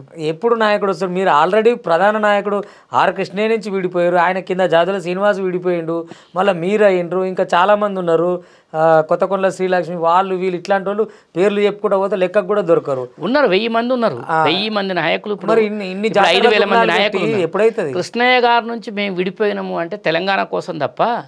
ఇప్పుడు శ్రీనివాస్ గౌడ్ అంటే మొన్న 10 ఏళ్ళ ఓడిపోయింది, మేము 2008లోనే బయటకు వచ్చేసి. కృష్ణయ్య గారు వచ్చిర్రు, జనం బీసీలే నమ్మి ఓట్లు వేసిరా, నియోజకవర్గం వేసిందా, చట్టసభల్లో ఉన్నావు, బీసీలకు ఏం చేసినావు అనే ప్రశ్న దగ్గర నుంచి మొదలు పెడితే ఇప్పటి వరకు బీసీల ఐక్యత జరగలేదు. ఎందుకు అంటున్నా? 100% ఐక్యత జరిగింది. ఎక్కడ ఐక్యత జరిగింది? కాబట్టి దేశంలో బీసీల టాపిక్ మాట్లాడుతున్నారు. ఐక్యత జరిగినా జరగకుండా మాట్లాడతారు అనివార్యంగా. ఇప్పుడు విషయం ఏంటంటే గత ప్రభుత్వంలో 10 ఏళ్లకు ముందు ఎప్పుడైనా ఎస్సీ ఎస్టీల సంక్షేమం గురించే పాలకులు మాట్లాడేవాళ్ళు, బీసీల గురించి మాట్లాడేది తక్కువ. ఈ మధ్య 10 సంవత్సరాల నుంచి బీసీల సంక్షేమం నుంచి ప్రధానంగా మాట్లాడుతున్నారు. ఎస్సీ ఎస్టీల సంక్షేమం కంటే కూడా బీసీల దానికి మాట్లాడుతున్నారు. సరే, బడ్జెట్ వాళ్ళకి కొంత ఎక్కువ ఎలకేషన్ ఇవ్వచ్చు, బీసీల బడ్జెట్ కూడా బాగా ఎంకరేజ్ అయింది. మీరు మన తెలుగు రాష్ట్రాల్లో ఉండే బీసీ ఉద్యమాలకు నార్త్ ఇండియన్ బీసీ ఉద్యమాలకు మీరు కంపేర్ చేయండి. నేను హర్యానా లాంటి స్టేట్స్, రాజస్థాన్ లాంటి స్టేట్స్, పోతే ఉత్తరప్రదేశ్ లాంటి స్టేట్స్, ఉత్తరప్రదేశ్లో బీసీ ముఖ్యమంత్రి, బీసీ పార్టీ ఉన్నప్పటికి కూడా మన బడ్జెట్తో పోలిస్తే వాళ్ళ బడ్జెట్స్ తక్కువ. తర్వాత వెల్ఫేర్లో మనతో పోలిస్తే వాళ్ళు చాలా తక్కువ. ఇక్కడ ఉన్నట్టు గురుకులాలు, ఇక్కడ ఉన్నట్టు హాస్టల్స్ అవన్నీ లేవు అక్కడ. మీరు చూడండి, నెట్లో చూడండి. మీరు అన్నట్టు ఇంత బెటర్మెంట్ కంపేర్ చేస్తున్నారు కదా, మరి ఎందుకు ప్రధానంగా ఇప్పుడు ఇవాళ రజకులు పోయి మేము ఎస్సీలో కలుస్తామంటున్నారు, ముదిరాజు వాళ్ళు వచ్చి అంత పెద్ద జనాభా ఉండి వాళ్ళ వాటా ఎక్కడొచ్చింది, అధికారంలో ఏంది అనేది పక్కకు పెడితే బీసీఏలో మేము కలుస్తామంటున్నారు. ఆల్రెడీ ఆర్థికంగానో ఇండస్ట్రియల్ ఎంతో కొంత ఇప్పుడు బీసీఏలో ఉన్న దాంట్లో కంటే ముదిరాజులు బాగానే ఉన్నారు. అటువంటి వాళ్ళు వచ్చి కూడా మళ్ళీ బీసీఏలో కలుస్తామంటే వీళ్ళకే ఉద్యోగాలు దిక్కులేవు. మళ్ళీ ఈ మెజారిటీ పీపుల్ వచ్చినప్పుడు వీళ్ళ పరిస్థితి ఏంది? ఈ ఒక కులం నుంచి ఒక కులంకు ఎందుకు పోవాలని ఈ వ్యత్యాసాలు? ఒకటైతే రాజ్యమే వస్తుంది కదా అన్న ఒక నిర్ణయానికి మీరు ఎందుకు తీసుకొస్తలేరు బీసీ? అయితే ఇప్పుడు ఏమవుతుందంటే రజకులు బీసీఏ నుంచి మేము ఎస్సీ లిస్టులో పోతామని ఎందుకు అంటారంటే వాళ్ళు 17-18 రాష్ట్రాల్లో ఎస్సీలలో ఉన్నారు. అంటే ఒక యూనిఫామిటీ ఉండాలంటే దేశవ్యాప్తంగా రజకులను తీసుకుపోయి ఎస్సీలలో కలపడానికి అది కామన్గా మంచి డిమాండ్, న్యాయబద్ధమైన డిమాండ్. ముదిరాజుల్లో ఏమవుతుందంటే లిటరసీ తక్కువ. ఈరోజు కూడా చదువుకున్న వాళ్ళు ముదిరాజుల్లో చాలా వెనకబడి ఉన్నారు పాపం. ఆర్థికంగా కూడా ఏం లేరండి. ఎక్కడున్నారు ముదిరాజులు ఆర్థికంగా? ఏదో 2-3 ఏళ్ల మీద లెక్క పెట్టేవాళ్ళు. రాజకీయం కూడా చాలా వెనకబడి ఉన్నారు. ఈటల రాజేందర్ గారి కంటే ముందు ఎవరున్నారు? పెద్దగా ఎవరు లేరు, పెద్ద పేరున్న వాళ్ళు ఎవరు లేరు.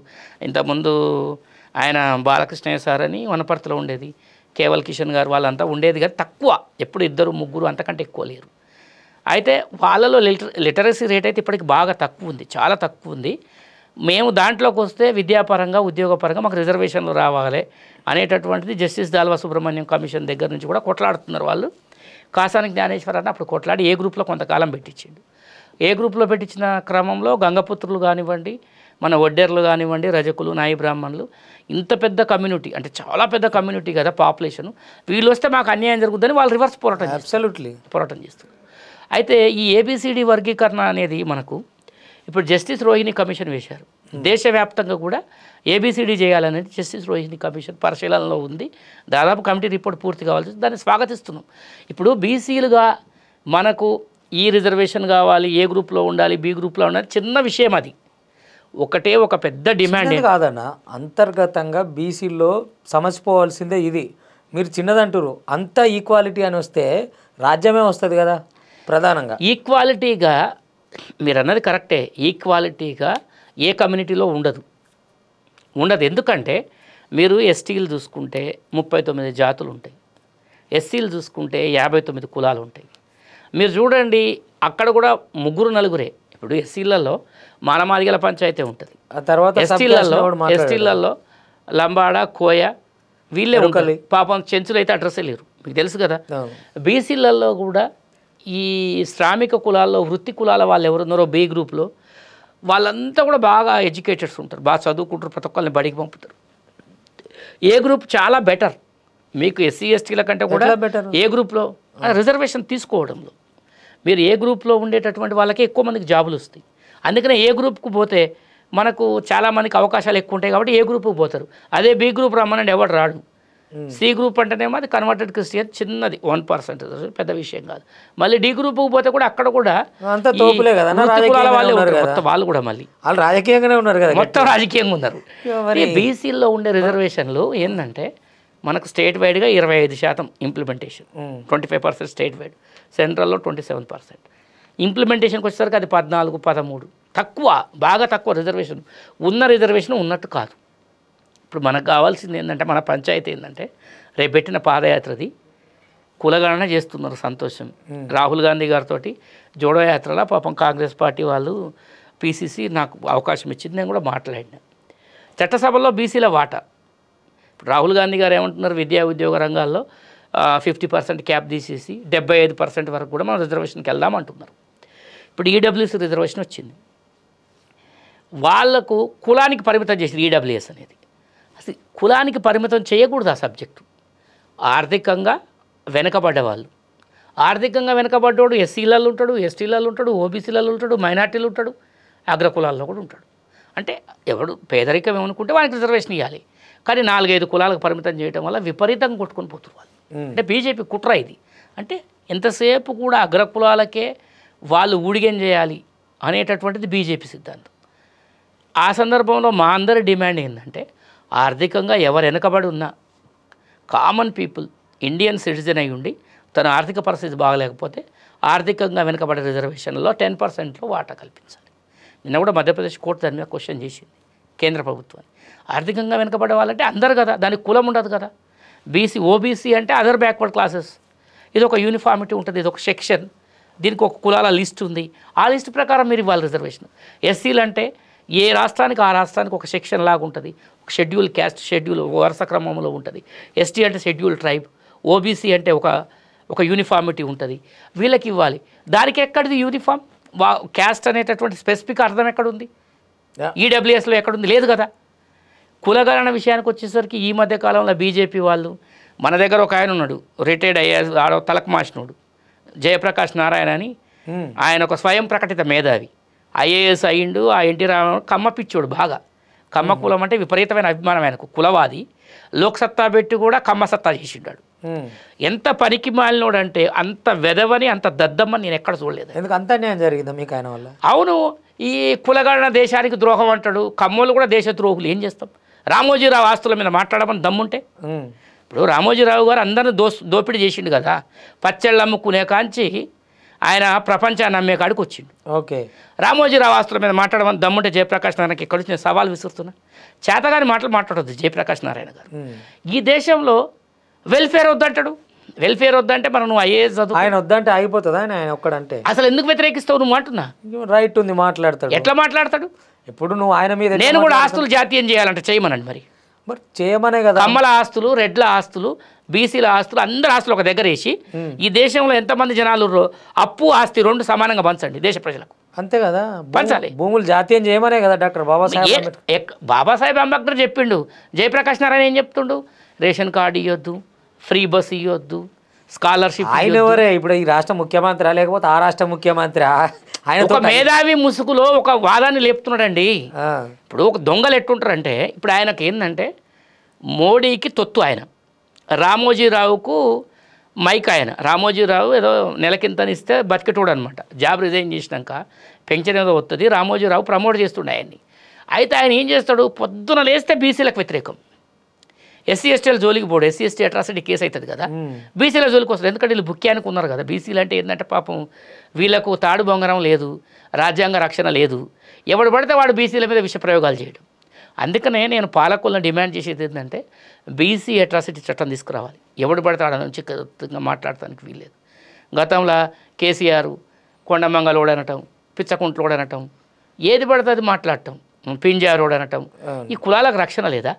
అడ్డగోలుగా మాట్లాడకుండా ఉండాలంటే వీళ్ళకు కూడా చట్టసభల్లో బీసీల వాటా ఇవ్వాలి, కేంద్రంలో బీసీలకు ప్రత్యేక మంత్రిత్వ శాఖ పెట్టాలి, ముఖ్యంగా బీసీలకు రక్షణ చట్టం తీసుకురావాలి.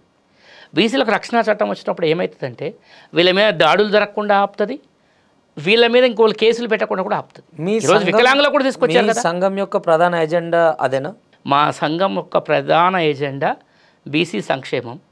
ఇప్పుడు చట్టసభల్లో బీసీల వాటా సాధించి తీరుతాం. ఈ చట్టసభల్లో బీసీల వాటా కోసము ఇప్పుడు రాహుల్ గాంధీ ఎందుకు తీసుకున్నాడు ఈరోజు బీసీల గురించి? రాహుల్ గాంధీ జోడో యాత్ర కానీ న్యాయ యాత్ర కానీ మొత్తం బీసీ సబ్జెక్ట్ మీద నడుస్తుంది. అసలు రాహుల్ గాంధీది బీసీ న్యాయ యాత్ర కాదు, బీసీ సామాజిక న్యాయ యాత్ర అని పెట్టాలనుకున్నాడు. ఆయన ఏమన్నా బీసీ ప్రధాని ప్రకటించిండా? ప్రకటించలేదు. ఇదివరకు కేసీఆర్ ప్రకటించలేదు. బీసీ ప్రధానాన్ని ప్రకటించిన బీజేపీ మాత్రం ఏం వర్గబెట్టింది? బీసీ ప్రధానిగానే ఉన్నాడు ఇప్పుడు దేశంలో. కానీ బీసీ ప్రధానిగానే ఉన్నాడు. ఆయన బీసీలకే ప్రధాని, అగ్రకులాలకు కాదు.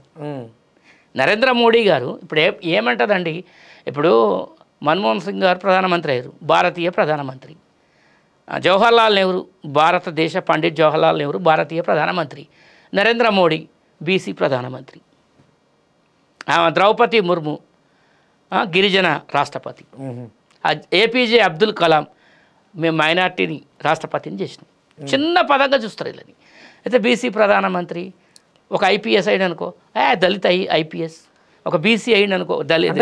ఇది ఒక రోగం ఉంది. అంటే ఇప్పుడు రాజకీయ నాయకులు కూడా ప్రధానంగా ప్రచారానికో ఇంకో దానికో ర్యాలీకో వస్తారు. ఓ దళితుల ఇంట్లో భోజనం చేస్తారు. దళితుల ఇంట్లో భోజనం చేసిన నాయకుడు ఏమరా నీ ఇంట్లో ఉన్న అన్నానికి నా ఇంట్లో ఉన్న అన్నానికి తేడా అనేది నాకు అనిపిస్తుంది. ఆ స్వయం ప్రకటిత ఆ అహంభావాలు ఎందుకో ఒకటి తెలియదు. రెండొకటన్నా బీసీలో ప్రధానంగా మీరు బీసీ నాయకులు ఉన్నారు కాబట్టి నేను అది విమర్శ అంటారా ఏమంటారా ఎట్లా తీసుకుంటారో నాకు తెలియదు. ఎందుకు ఒక బీసీ సోదరుడు ఇంకో ఇతర బీసీయేతర అంటే మన బీసీలోనే ఇంకో కులం అమ్మాయిని ప్రేమిస్తే ఓర్చుకోకుండా చంపేటి ఇవాళ మన పిల్లలు యూనివర్సిటీలు దాకా పోయి గవర్నమెంట్ జాబులు దాకా వచ్చి చాలా బాగా ఎంతో కొంత ఆర్థికంగా మంచి మంచి జీవితాల్లో ఉంటున్న పరిస్థితుల్లో కూడా ఒక కింది బీసీ ఓ పై బీసీని ప్రేమించింది అనుకోండి, వాళ్ళు ప్రేమ చేసుకుంటే పరువత్యాలు. ఇది ఇప్పటిది కాదు కదని. ఏమైందంటే ఈ దేశంలో ఏ కులానికి ఆ కులము కుల వ్యవస్థని పెంచి పెంపొందించిన తర్వాత కుల కట్టుబాట్లు అనేవి తీసుకొచ్చారు. ఈరోజు కాదు అది, దానికి ఎండ్లెస్ ప్రాసెస్ ఎప్పుడో జరుగుతుంది, ఒక 1000 సంవత్సరాల నుంచి. ఆ రోజు చిన్న కులపోడైనా పెద్ద కులపోడైనా తన కుల కట్టుబాట్లకు వాడు కట్టుబడి బతకాలి. ఇప్పుడు మన కర్ణాటక సంబంధించినటువంటి బసవేశ్వరుడు, ఆయన పోరాటం అంతా ఏంది, ఒక మాదిగల అబ్బాయి ఒక బ్రాహ్మణ అమ్మాయిని ప్రేమించినప్పుడు ఆ సమాజం మొత్తం వ్యతిరేకిస్తే బసవేశ్వరుడు వచ్చి ముందు నిలబడి వాళ్ళకి పెళ్లి చేశాడు. బసవేశ్వరుడు బ్రాహ్మణుడు. ఆ రోజుల్లోనే అంత రాడికల్గా ప్రోగ్రెసివ్ ఐడియాలజీతో ఉన్న బసవేశ్వరుడు చేస్తే ఆయన పెళ్ళేది చేయగలిగిన వాళ్ళకి రక్షణ కల్పించలేకపోయినా వాళ్ళని చంపితే ఆ తర్వాత ఆయన జంజనం దించేసి వీరశైవ లింగాయత్ అనేటువంటి ఒక సపరేట్ మతాన్ని ఒక వింగ్ని ఏర్పాటు చేసిండు. ఆ రోజు అక్కడ కులం లేదు, మతం లేదు, అందరూ సమానంగా బతకాలని చెప్పి. కానీ అక్కడ కూడా మళ్ళీ కుల వ్యవస్థ వచ్చింది. బుద్ధుడు కూడా కుల వ్యవస్థను రూపుమాపాలని తెస్తే మళ్ళీ అక్కడ కుల వ్యవస్థ వచ్చింది. అంటే ఈ దేశాన్ని కులం అనేటటువంటి ఒక జాడ్యము ఎప్పటికప్పుడు పీడిస్తుంది. దాన్ని పెంచి పోషించే వర్గాలు కూడా ఉన్నాయి. అయితే ఇప్పటికిప్పుడు ఒక చిన్న కులపాయన ఒక పెద్ద కులం అమ్మాయిని ప్రేమించిన, ఒక పెద్ద కులపాయన చిన్న కులం అమ్మాయిని ప్రేమించిన తట్టుకోలేని మాట వాస్తవమే. ఈ మధ్యకాలంలో కొన్ని మార్పులు జరిగినాయి. మనం చూసుకుంటూ పోతే చాలామంది బ్రాహ్మణులు కూడా బీసీలను ఎస్సీలను చేసుకుంటారు. చదువున్న దగ్గర ప్రాబ్లం లేదు, ముఖ్యంగా కులం ఉన్న దగ్గర కాదు, డబ్బున్న దగ్గర సమస్య లేదు. అసలు డబ్బున్న వాళ్ళ కులం ఎక్కడిది? డబ్బున్న దగ్గర సమస్య లేదు. ఇప్పుడు రామ్ చరణ్ చేసుకున్న అమ్మాయి ఆమె ఉపాసన ఉంది. అవును, ఈయనదేం కులం ఆమెదేం కులం? కులం కాదు ఇక్కడ. కులం అనేది చిన్న విషయం, అప్డేట్ అయిపోయింది. ఇప్పుడు అప్డేటెడ్ వర్షన్ వచ్చేసింది. అవును, అప్డేటెడ్ వర్షన్ ఏంటంటే చట్టసభల్లో బీసీల ప్రాతినిధ్యం ఉందనుకో, ఒక ఎమ్మెల్యే బీసీ ఉండనుకోండి. ఇప్పుడున్న బీసీ ఎమ్మెల్యేలు బీసీ ఎంపీలు పాపం వాళ్ళు ఎంత గొప్పవాళ్ళు తెలుసా మీకు? చాలా గొప్పవాళ్ళు వాళ్ళు. ఎందుకంటే ఒక 1000 కోట్లు ఉన్న రెడ్డి గారి మీద ఒక బీసీ గెలవాలంటే ఎంత కష్టం. ఇప్పుడు గొంగిడి సునీత 10 ఏళ్ళు ఎమ్మెల్యేగా ఉంది. బీర్లా ఐలయ్య కుర్మ బిడ్డ. ఆమెను కొట్టాలంటే బీర్లా ఐలయ్యకి ఎంత డబ్బు కావాలి, ఎంత శ్రమ కావాలి, ఎన్ని రోజులు కష్టపడాలి. మా షాద్నగరు శంకరన్న రజక కమ్యూనిటీస్ వచ్చి ఆయన గెలవాలంటే ఎంత కష్టపడాలి. బీఆర్ఎస్ పార్టీ అభ్యర్థులతోటి కొట్లాడి గెలవాలంటే, అది కూడా బీసీలల్లో ఒక యాదవ్ మీద గెలవాలి.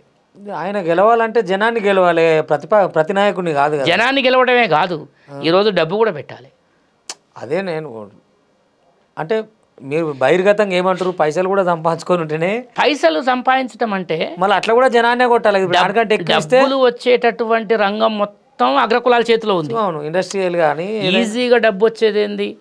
పారిశ్రామిక రంగము, స్కూల్ ఎడ్యుకేషన్, కాలేజీ ఎడ్యుకేషన్, ఆ తర్వాత హాస్పిటల్ రోజు రొక్కం వస్తుంది కదా. వైన్స్లు వాళ్ళకే ఉన్నాయి కదా, వైద్యం, పెద్ద పెద్ద కాంట్రాక్టులు. ఇప్పుడు పొంగులేటి శ్రీనివాసరెడ్డి అని మన రెవెన్యూ మంత్రి గారు ఉన్నారు. ఆయన నాకు అంటే నేను విన్నది చెప్తున్నా, బయట ట్రోల్ అయింది చెప్తున్నా. నాకు పీసీసీ ఇస్తే 5,000 కోట్లు ఇస్తా అని చెప్పిండట. 5,000 కోట్లు ఇచ్చేటటువంటి సామర్థ్యం బీసీలకు ఏడుంది? ఇవాళ ఒక ఎమ్మెల్యే పెట్టుకోవాలంటే, నా మిత్రుడు ఒక ఆయన మన ఎమ్మెల్యే టికెట్కి బాగా కష్టపడి పనిచేసిండు. జనంలో కూడా పతారా ఉంది, పేరు ఉంది, అన్నీ ఉన్నాయి. పేరు చెప్పను కానీ ఆయన కాంగ్రెస్ పార్టీలో దీర్ఘకాలం పనిచేసిండు, విద్యార్థి నాయకుడిగా, యువజన నాయకుడిగా. నీకాడ ఎన్ని డబ్బులు ఉన్నాయంటే 30 కోట్ల అకౌంట్లో చూపించాడు. ఆయనకి ఇయ్యలే. ఆయనకంటే ఒక రెడ్డి వచ్చి 100 కోట్లు చూపించాడు, ఆయనకి ఇచ్చాడు. అంటే 100 కోట్లు అంటే పార్టీ ఫండ్ ఇవ్వాలి. 10 కోట్లు పార్టీకి ఫండ్ ఇవ్వగలుగుతాడు, 20-30 కోట్లు ఖర్చు పెట్టుకొని గెలవగలుగుతాడు. సీటుకు ఖర్చు పెట్టుకో. అటువంటి వాళ్ళకి ఇస్తారు తప్ప. ఇప్పుడు అదే మనము మరి మీరు అడిగిన వాటా ఏ నుంచి వస్తుంది అన్నిట్లయితే? అది రావాలనే కొట్లాడేది. ఇప్పుడు మొదలు పెట్టినాం. ఇప్పుడు మీరు మీరే చెప్తారు క్లియర్గా లెక్క. ఇక మీరు అడిగిన వాటా ఏ నుంచి అంటే మేము అడిగేది ఏంటంటే, మనకు రాజ్యాంగంలో జనాభా ప్రాతినిధ్యం అనేటటువంటి అంశం ఉంది. దాన్ని ఎవరు కూడా బయటికి తీసుకురావట్లేదు. దాని మీద కొట్లాడి పార్లమెంట్లో రిజర్వేషన్ పాస్ చేసి బిల్ పెట్టి, మహిళా రిజర్వేషన్ బిల్ ఏదైతే పెట్టారో, మహిళా రిజర్వేషన్ బిల్లో కూడా అన్యాయం జరుగుతుంది. ఆ పాయింట్ కూడా బాగా గుర్తొచ్చింది. ఇప్పుడు మహిళలకు 33% రిజర్వేషన్లు విద్యా, ఉద్యోగ, రాజకీయ రంగాల్లో ఇస్తామన్నారు కదా. అవును. దాంట్లో బీసీ మహిళలకు సబ్ కోటా కావాలని 2011 నుంచి యాదవ్ త్రయం, మన ఉత్తర భారతదేశంలో ఉండేటువంటి లల్లు ప్రసాద్ యాదవ్, శరద్ యాదవ్, ములాయం సింగ్ యాదవ్ కొట్లాడారు. అప్పుడు ఆపేసింది కాంగ్రెస్ గవర్నమెంట్ ఆ బిల్లుని. ఇప్పుడు మళ్ళీ ఇంట్రడ్యూస్ చేశారు ఆ బిల్లుని. మొన్న ఆ ఓబీసీ మహిళా రిజర్వేషన్ పెట్టకుండా బిల్ పాస్ చేశారు. రాహుల్ గాంధీ గారు పార్లమెంట్లో అమిత్ షా నిలదీశాడు, ఇక్కడ ఓబీసీ మహిళా వాటా ఏది అని అడిగితే అమిత్ షా గారు ఏం చెప్పిండు, నేను మళ్ళీ అమెండ్మెంట్ చేస్తా అంటాడు. అమెండ్మెంట్ ఎందుకు చేయాలి? వీళ్ళు ఎవరని మీరు అమెండ్మెంట్ చేస్తా అంటున్నారు? బిల్లులో వీళ్ళ ప్రస్తావన ఎందుకు రాదు? అంటే ఇంత వివక్షత ఉంది. అంటే ఓబీసీ మహిళలకు గనక 33%, ఒక 543 పార్లమెంటు స్థానాల్లో వీళ్ళకి 33% అంటే దాదాపుగా 120 మంది ఎంపీలు వస్తారు కదా. అందులో 33% అంటే 120 మందిలో 40 మంది ఎంపీలు మన వాళ్ళు వస్తారు కదా, మహిళా ఎంపీలు. బీసీ మహిళా ఎంపీ హైదరాబాద్ బీసీ మహిళ అయిందనుకోండి, అక్కడ బీసీ మహిళని చేయాలి, ఇంకోళ్ళు చేయనికి లేదు. ఓవైసీ ఇంటికాడ పండుకోవటమే. అవును. ఈ నిర్ణయం ఎవరు చెప్పాలి పైన? ఇప్పుడు మీరు చెప్పిన ఈ వివరణ పైన ఎవరు ఇవ్వాలి, ఎవరు అమలు చేయాలి? ప్రభుత్వం ఎవరికి ఉందో వాళ్ళు చేయాలి. దాని మీద ఒత్తిడి తీసుకురావాలి మనం. ఇప్పుడు చట్టసభలో బీసీ రిజర్వేషన్లు కూడా, బీసీల వాటా కూడా పార్లమెంట్లో చర్చ జరగాలి, పార్లమెంట్లో బిల్లు పెట్టాలి. దానికోసం మేము ఫైట్ చేస్తున్నాం. ఇప్పుడు పార్లమెంట్లో కనుక చట్టసభలో బీసీ వాటా అయిందనుకో, అంతా రివర్స్ అవుతుంది. 62% ఉన్న ఎమ్మెల్యేలు రెడ్లు, వెలమలు, కమ్మలు, బ్రాహ్మణులు వాళ్ళు 10-12కి పడిపోతారు. బీసీలు 62 మంది ఎమ్మెల్యేలు. రైట్. మీరు అన్నట్టే ఇప్పుడు మీరు కాంగ్రెస్ పార్టీకి మద్దతుగా ఉన్నారు ఈ అసెంబ్లీలో. రేపు పార్లమెంట్లో బీసీలకు ఎన్ని ఇస్తుంది కాంగ్రెస్ పార్టీ? కాంగ్రెస్ పార్టీ పార్లమెంట్లో ఎన్ని ఇచ్చినప్పటికీ ఆ విషయానికి మేము బోదలుచుకోలేదు. ఎందుకు? మేము ఇప్పటికిప్పుడు వాళ్ళ మీద ప్రెజర్ ఉంటుంది. ప్రెజర్ ఏమని ఉంటుందంటే, నిన్న మొన్న రాహుల్ గాంధీ బీసీ కులగణన గురించి మాట్లాడటానికి, రిజర్వేషన్లు 50% క్యాప్ ఎత్తేయడానికి మాట్లాడటానికే వాళ్ళ పార్టీలో విపరీతమైన చర్చ, వ్యతిరేకత రాహుల్ గాంధీ మీదనే వచ్చింది. రాహుల్ గాంధీ కాంగ్రెస్ పార్టీకి ఓనర్ అయి ఉండొచ్చు, కింద ఉండేటతో కూడా ఉంటుంది, ప్రెజర్ ఉంటుంది. ఆ ప్రెజరు అక్కడ ఉండేటటువంటి బనియా బ్రాహ్మణ్ వర్గాలు, షెడ్జీలు, బడ్జీలు రాహుల్ గాంధీ మీద విపరీతమైన ప్రెజర్ తీసుకొచ్చారు. ఏమని, నువ్వు బీసీల సబ్జెక్టు మాట్లాడితే మరి మేమెందుకు, మేము వెళ్ళిపోతాం, మా జాగాలో మేము వెళ్ళిపోతాం, మాకేం పని ఇక్కడ అని చెప్పేసి అట్లా మాట్లాడుతుంది. ఆ ఒత్తిడి నుంచి కొంచెం బయటపడి వీళ్ళని తీసుకొస్తున్నాడు ఆయన. ఇప్పుడు కాంగ్రెస్ పార్టీకి నేను స్వార్థం లేదని నేను అనను. నా సబ్జెక్ట్ మాట్లాడుతుంది కాబట్టి కాంగ్రెస్ పార్టీని వెల్కమ్ చేస్తున్నాను. కాంగ్రెస్ పార్టీని ఎందుకు వెల్కమ్ చేస్తున్నామంటే, ఈ దేశంలో కాంగ్రెస్ పార్టీని కొట్టాలంటే బీసీలకు అక్కడికి వచ్చింది బీసీ ప్రధానమంత్రి, బీజేపీకి అక్కడికి వచ్చింది బీసీ ప్రధానమంత్రి. మళ్ళీ బీజేపీని కొట్టాలంటే కాంగ్రెస్ పార్టీకి అక్కడికి వచ్చేది బీసీ రిజర్వేషన్లు, చట్టసభల్లో బీసీల వాటా అనేది ఎవరు మాట్లాడరు. కాంగ్రెస్ మాట్లాడదు, బీజేపీ మాట్లాడదు, ఏ ప్రాంతీయ పార్టీ మాట్లాడదు. ఎందుకు మాట్లాడదంటే, ఇప్పటికిప్పుడు వాళ్ళ ఎమ్మెల్యేలు ఉన్న సీట్లు మనకి ఇవ్వమంటే ఎవరు ఇస్తారు? చాలా టఫ్ సబ్జెక్ట్ అది. వాడు ఎమ్మెల్యే సీటు తీసుకుంటా అంటే ఊకుంటారా? మన దగ్గర ఉండేటటువంటి 62 మంది ఎమ్మెల్యేలు రేపు ఇప్పుడు నిన్న మొన్న అప్పుడు మీ పోరాటాలన్నీ దేనికోసం అన్న మీ వ్యక్తిగత వృత్తి కోసమా? ఎందుకనంటే ఈ ఆర్గనైజేషన్స్ చాలా చూసిన నేను, ఎప్పటి నుంచో ఉంటున్నాయి. ఒక నాయకుడు వస్తాడు, చాలా సబ్జెక్ట్ చెప్తాడు, ఆయన కింద మస్తు మంది పోరగాళ్ళు వస్తారు, ఏ అన్న సూపర్ అన్న చెప్పేది మస్తు ఉంది, చలో బీసీ అని లేస్తాడు వాడు. లేచిన తర్వాత అన్న సడన్లీ అన్నకు కారు వస్తుంది, బంగులు వస్తుంది, చేతులకు ఉంగరాలు వస్తాయి. ఆ తర్వాత అన్న చెప్తాను, నేను చెప్పినప్పుడు పోదాం బిడ్డ అంటాడు. ఈలోపు అన్న ఏంది, అన్న కథ ఏంది అర్థమవుతుంది, ఇంకో చీలికి వస్తుంది, ఇంకో ఆయన అన్న అవుతాడు. ఇట్లా ఒక్కొక్క అన్నలు అవుతారు. అన్నలకు పట్టణంలో ఇండ్లు వస్తాయి, కార్లు వస్తాయి, బంగ్లాలు వస్తాయి. కింద ఉన్నోడికి మాత్రం ఎండిపోతూనే ఉంటుంది అన్న. మేము చూస్తూనే ఉన్నాం ఇటువంటి బీసీ ఆర్గనైజేషన్లు, ఎస్సీ ఆర్గనైజేషన్లు, ఇవన్నీ నిజంగానే అబ్బా ఇంతమంది కలిస్తే కళల రాజ్యం, మన రాజ్యాధికారం ఎందుకు కాదురా అని బట్టలన్నీ ఇంపుకుంటారు. ఉస్మానియా యూనివర్సిటీ దగ్గర నుంచి మొదలు పెడితే చాలా చోట్ల చూసి చూసి చూసి చూసి నెరిసిపోతున్నాయి. కానీ మీరు మాత్రం మెరిసిపోతుర్రు. మా బతుకులు ఏంది అని మేము అడుగుతున్నాం. ఇప్పుడు ఈ ప్రశ్న గతంలో ఎస్ఎఫ్ఐలో పనిచేసిన అగ్రకులాలు, ఆర్ఎస్సీలో పనిచేసిన అగ్రకులాలు, పీడిఎస్సీలో పనిచేసిన అగ్రకులాలు, ఎన్ఎస్విఐలో పనిచేసిన అగ్రకులాలు, ఏఎస్ఎఫ్లో పనిచేసిన, డిబిఎస్యులో పనిచేసినట్టు అంటే డిబిఎస్యు కాదు డివైఎఫ్ఐలో పనిచేసిన అగ్రకుల రెడ్లు, వెలమలు, కొంతమంది ఆంధ్ర నుంచి వచ్చిన కమ్మలు. ఈరోజు విద్యారంగంలో ప్రైవేట్ సెక్టర్ వచ్చిన తర్వాత ఇంజనీరింగ్ కాలేజీలను ఎవరికి ఉన్నాయి? విద్యార్థి నాయకులకే ఉన్నాయి. మిఠాయి కొట్టు పెట్టుకున్న పుల్లారెడ్డి కూడా ఇంజనీరింగ్ కాలేజీలు పెట్టాడు. మరి ఈ ఉద్యమాలు చేసి బీసీ నాయకులు ఎంతమంది ఇంజనీరింగ్ కాలేజీలు పెట్టారు? ఈ ఉద్యమాలు చేసిన బీసీ నాయకులకు అందరికీ అల్సర్లు వచ్చినాయి, పల్సర్లు వచ్చినాయి తప్ప ఏం రాలేదు. అదే నేను ఏమంటున్నానంటే ఉంగరాలంటే ఇంకా ఉంగరాలు లేవు. ఒక మాట నేను వస్తాయి కావచ్చు అన్న రమేష్ అన్న, నాకున్న విషయం కాదు. ఇప్పుడు ప్రాణం పోతుంది అని తెలిసి కూడా ఆర్ఎస్యు, పీడిఎస్యు లాంటి ఆర్గనైజేషన్లలోకి పోయి పాపం అడవిలోకి పోయి సమాజాన్ని మార్చాలని చెప్పేసి ఎన్కౌంటర్ అయింది బీసీలు. పాపం బీసీ నాయకులే, బీసీల అద్భుతమైన వక్తలు. కూరా రాజన్న అనేటటువంటి ఒక వ్యక్తి, గంగపుత్ర బిడ్డ, కామ్రేడ్ చంద్రపుల్లారెడ్డి మన్ననలు పొంది ఆయన మన యూనివర్సిటీలో జార్జి రెడ్డి గారి అనుచరుడిగా ఉండి ఆయన ఒక నక్సల్ గ్రూప్కు రాష్ట్ర కార్యదర్శి రెడ్లు కమ్మలు ఓర్వలేకపోయారు. కమ్మలు తీసుకుపోయి ఇంకో గ్రూప్ పెట్టుకోరు, సిపిఎంఎల్ న్యూ డెమోక్రసీ. రెడ్లు వెలమలు ఆయన ఎప్పటికప్పుడు తీవ్రంగా వ్యతిరేకించేవారు. నిమ్మపల్లి పోరాటంలో వెలమ నాయకులకు వ్యతిరేకంగా, వెలమలకు వ్యతిరేకంగా అన్న పోరాటం చేశారు. ఆయన నాయకత్వాన్ని వీళ్ళు ఎదగనిచ్చారా? ఆ పార్టీని బతకనిచ్చారా? ఎమ్మడిబడి చీలికలు పేలికలు 10 రంగాలుగా చేశారు. కూరరాజన్ ఏం సంపాదించుకుంది? ఈరోజు కూడా సొంత ఇల్లు లేదు పాపం. ఇప్పుడు ఆ కూరరాజనతో పోల్చుకుంటే ఎస్ఎఫ్ఐలో పనిచేసిన పల్లా రాజేశ్వరరెడ్డి ఎంత సంపాదించాడు? పీడిఎస్యు, ఆర్ఎస్యులో పనిచేసిన భారత్ కాలేజ్ వేణుగోపాల్ రెడ్డి ఎంత సంపాదించాడు? ఏబీయూపీలో పనిచేసినటువంటి వాళ్ళు చాలామంది ఎన్ని కాలేజీలు పెట్టుకున్నారు? 1000 కోట్లు సంపాదించారు, 1000 కోట్లు. అయితే మన మీడియాకు కానీ, అదేవిధంగా మన బలహీన వర్గాల్లో ఎదుగుతున్నటువంటి వాళ్ళు కానీ ప్రతి విమర్శ చేసుకోవడం అలవాటు అయిపోయింది. ఇప్పుడు ఒక వ్యక్తి సమాజం కోసం పనిచేయాలని ఒక కమిట్మెంటు, దాని మీద ఒక కార్యాచరణ, దాని మీద జరుగుతుండేటటువంటి కుట్రల్ని పసిగట్టి ఎప్పటికప్పుడు ఈ సమాజానికి ఒక తొలికోడి కూతలాగా అలర్ట్ చేస్తూ వస్తున్న ఒక వ్యక్తి, దాన్ని సమాజం పాజిటివ్గా తీసుకోకుండా కొన్ని మీడియా సంస్థలు, కొంతమంది అగ్రకులాలు, వీళ్ళకు తెలియనటువంటి ఒక గౌడు బీసీ సంఘం పెడితే ఇంకొక 2 గౌళ్ళని తయారు చేసి అరే వాడికి అదెట్టొచ్చిందిరా ఇదెట్టొచ్చింది అని చెప్పి క్వశ్చన్ చేపిస్తున్నారు. మేమేమంటున్నామంటే పోరాటం చేస్తున్న క్రమంలో చాలా పెద్దవాళ్ళు వీళ్ళు 10 రూపాయలు సాయం చేస్తారు. ఇప్పుడు సిపిఎం పార్టీ వసూలు చేస్తలేదా? తమ్మినేని వీరభద్రం గారు ఆయన స్టార్టింగ్ లైఫ్ చూడండి, ఇప్పుడు చూడండి. రాఘవులు గారి స్టార్టింగ్ లైఫ్ చూడండి, ఇప్పుడు చూడండి. చంద్రబాబు నాయుడు గారి స్టార్టింగ్ లైఫ్ చూడండి, ఇప్పుడు చూడండి. జయప్రకాష్ నారాయణ గారి స్టార్టింగ్ లైఫ్ వాళ్ళ నాన్న గ్యాంగ్ మ్యాన్, ఈయన కూడా గ్యాంగ్ మ్యానే చేస్తుండా? మరి నేను ప్రధానంగా అంటే ఇక్కడ పోరాటమే కాదు, ఆర్థికంగా కూడా ఎదగాలి. ఎదగండి, మనం ఆర్థికంగా ఎదుగుతూ అని కూడా బహిరంగంగానే మీరు చెప్పొచ్చు కదా. వచ్చే తరాలు ఎదుగుతామండి ఆర్థికంగా. ఇప్పుడు ఏమవుతుందంటే విద్యార్థి దశలో ఉన్నప్పుడు, ఉద్యమకారుడిగా ఉన్నప్పుడు తేడా ఉంటుంది. విద్యార్థి దశలో హాస్టల్కి వస్తాము, ఉద్యమకారుడికి వచ్చినాక సమాజంలో పరిచయాలు పెరుగుతాయి. ఇప్పుడు స్కిల్డ్ ప్రోగ్రామ్స్ ఉంటాయి. ఒక అడ్వకేట్ ఉంటాడు. ఇప్పుడు మా నాన్న తాళ్ళు ఎక్కేవాడు, నేను తాళ్ళు ఎక్కట్లేదు కదా. ఆయన కళ్ళు అమ్ముకుంటే సీసాకు 2 రూపాయలు వచ్చేది.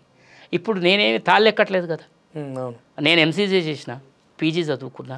ఆ తర్వాత సమాజంలోకి వెళ్తాము, మన ఆర్గనైజేషన్ కోసం ఎవరో 10 రూపాయలు సాయం చేస్తారు. మరి మేము ఫుల్ టైమర్ ఉన్నప్పుడు ఏం చేయాలి? అందులోనే 10 రూపాయలు తిని పని చేయాలి కదా. ఇక్కడ 10 రూపాయలు అన్నప్పుడు నరేందర్ అన్న ఇక్కడ చాలా పెద్ద అసలు క్వశ్చన్ ఇక్కడ ఉంది. 10 రూపాయల సాయం అన్నప్పుడు ఏ వర్గాల మీద అయితే మనం పోరాటం చేయాలనో ఆ వర్గాల దగ్గరనే యాచిస్తున్నాం. వాడు 10 రూపాయలు ఇస్తాడు, విగ్రహం ఇస్తాడు, నేను దాని మీద పెద్దగా మన నాయకుని కంటే పేరు రాపించుకుంటాడు.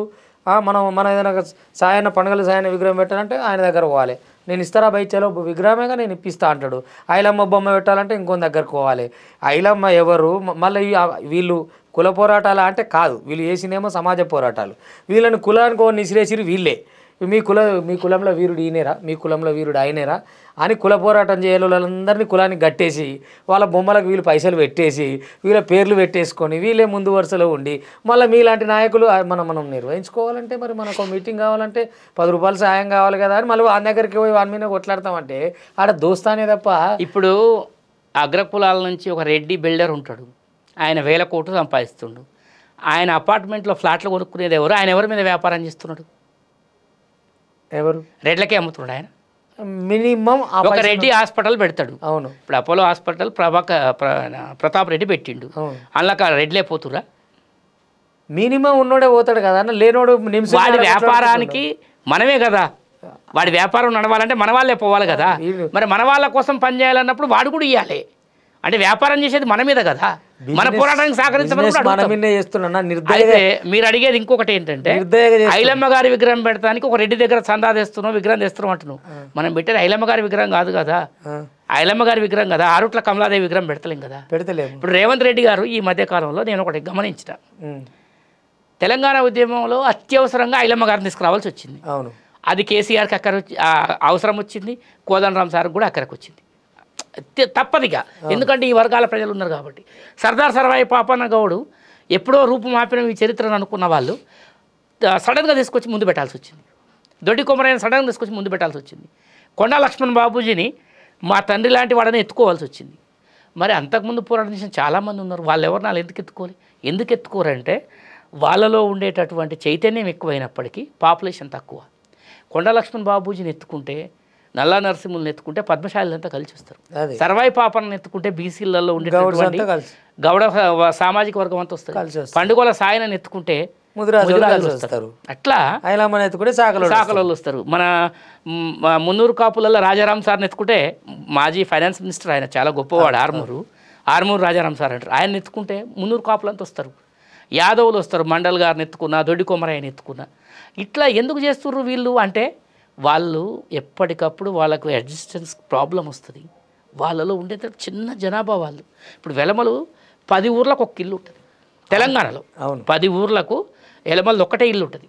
ఒక ఊర్లో 50 ఉన్నా కూడా 10 ఊర్లకు ఒక ఇల్లు పంచితే అయినా వాళ్ళు ఎట్లా రాజ్యం చేయగలుగుతారు? ఒక ఇల్లు కూడా ఉండదు కానీ 10 ఊర్లకు ఒక ఇల్లు అనుకో, కానీ వాళ్ళు ఎట్లా రాజ్యం చేయగలుగుతారంటే వాళ్ళు ఒక సమన్వయం, కోఆర్డినేషన్, వాళ్ళంతా కూడా కలిసి కట్టుగా బీసీలకు ఏం కావాలి, ఎస్సీలకు ఏం కావాలి, ఎస్టీలకు ఏం కావాలని చూసి జాగ్రత్త పడుతూ రాజ్యాన్ని 10 ఏళ్ళు చేసిరాలి.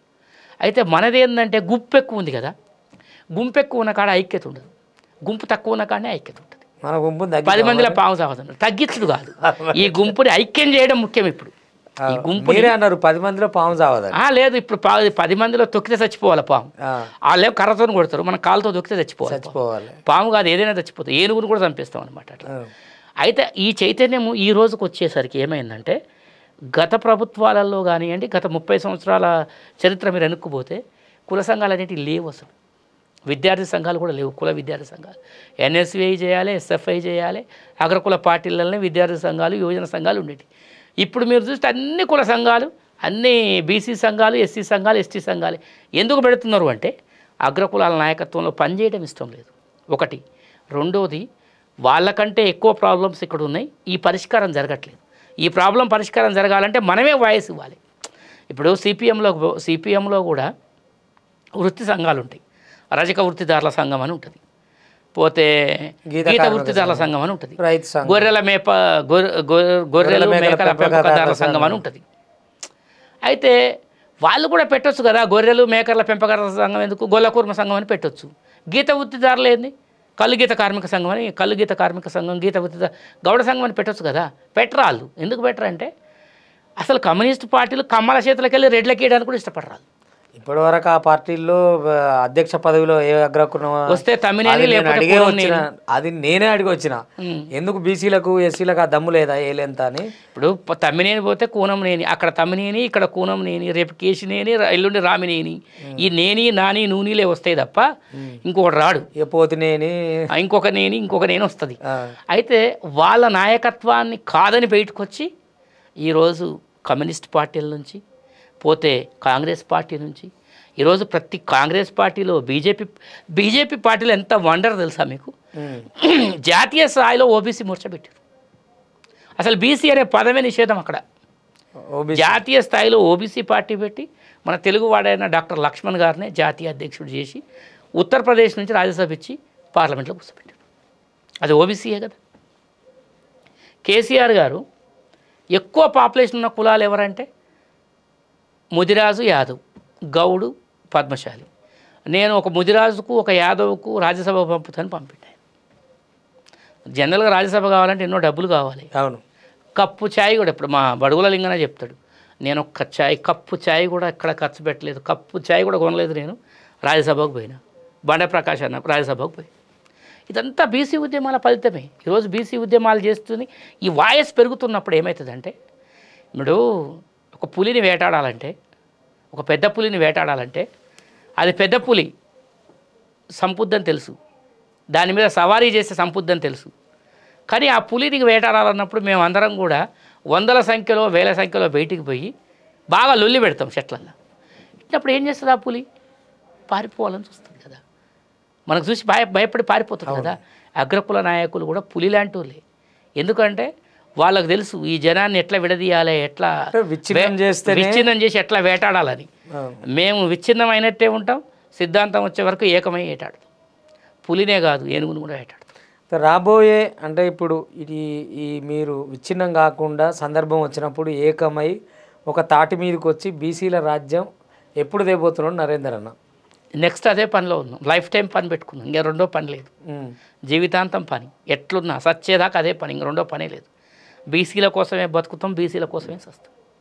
బీసీల కోసం సావు దగ్గరికి పోయినాం. మొన్న చెప్పినా కదా బీజేపీ పార్టీలో మమ్మల్ని కొట్టింది కూడా మళ్ళీ బీజేపీ బీసీలే, మళ్ళీ కొడుతుంటే ఆపింది కూడా బీజేపీ బీసీలే. అక్కడ ఆపిన వాళ్ళు ఉన్నారు, కొట్టిన వాళ్ళు ఉన్నారు. కానీ దెబ్బలు తిన్నాం, కొట్లాడినాం, కొట్టినాం, చేసింది మాత్రం బీసీల కోసమే.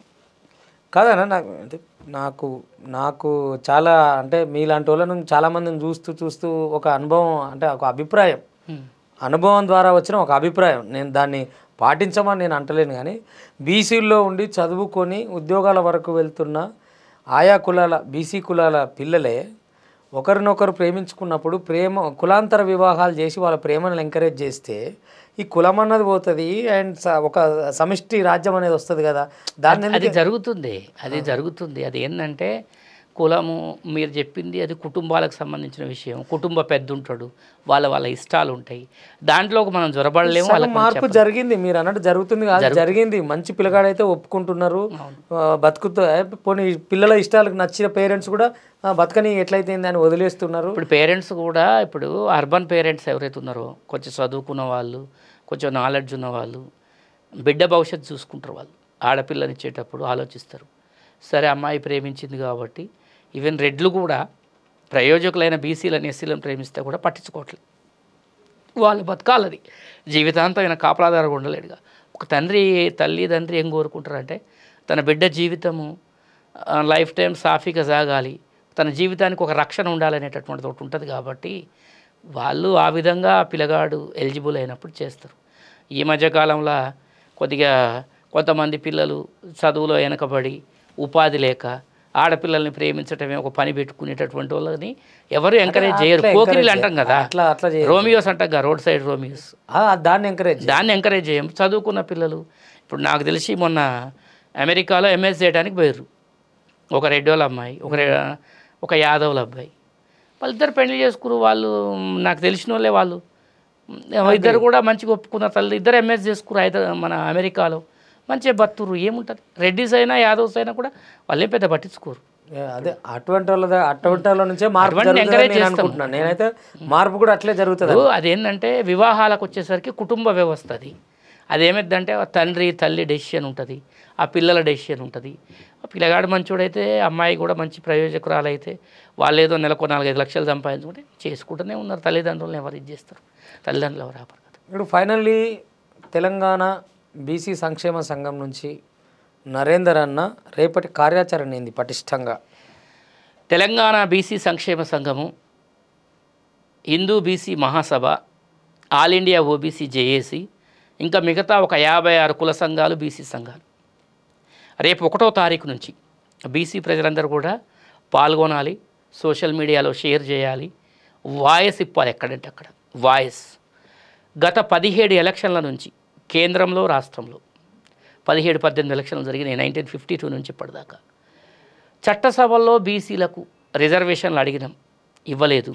రిజర్వేషన్లు ఇవ్వలేదు. విద్యా ఉద్యోగ రంగాల్లో కూడా బీసీలకు రిజర్వేషన్లు పటిష్టంగా 93 నుంచి వచ్చినాయి, 92-93 నుంచి. అది కూడా జాతీయ బీసీ కమిషను 93లో ఏర్పడింది, 93 నుంచే లెక్క. ఈ 17-18 ఎలక్షన్లలో దాదాపుగా 17-18 గవర్నమెంట్లు మనకు ఏర్పడితే 15% మాత్రమే ఎంపీలు ఎమ్మెల్యేలు బీసీలు ఉన్నారు, అంతకంటే ఎక్కువ లేరు. 15%. ఆ పర్సంటేజ్ని మనం 50% తీసుకుపోవాలి. 15 నుంచి 50% తీసుకుపోవాలి. 50% తీసుకుపోవడం వల్ల 2 మార్గాలు ఉన్నాయి. బీసీల ఓట్లు బీసీ అభ్యర్థులకు వేసుకోవటం, ఇది మన చేతిలో పని. ఓకే, ఇది మన చేతిలో పని. ఇది ప్రజలందరూ ఎంపవర్ కావాలి, మనం అందరం ఆలోచించాలి.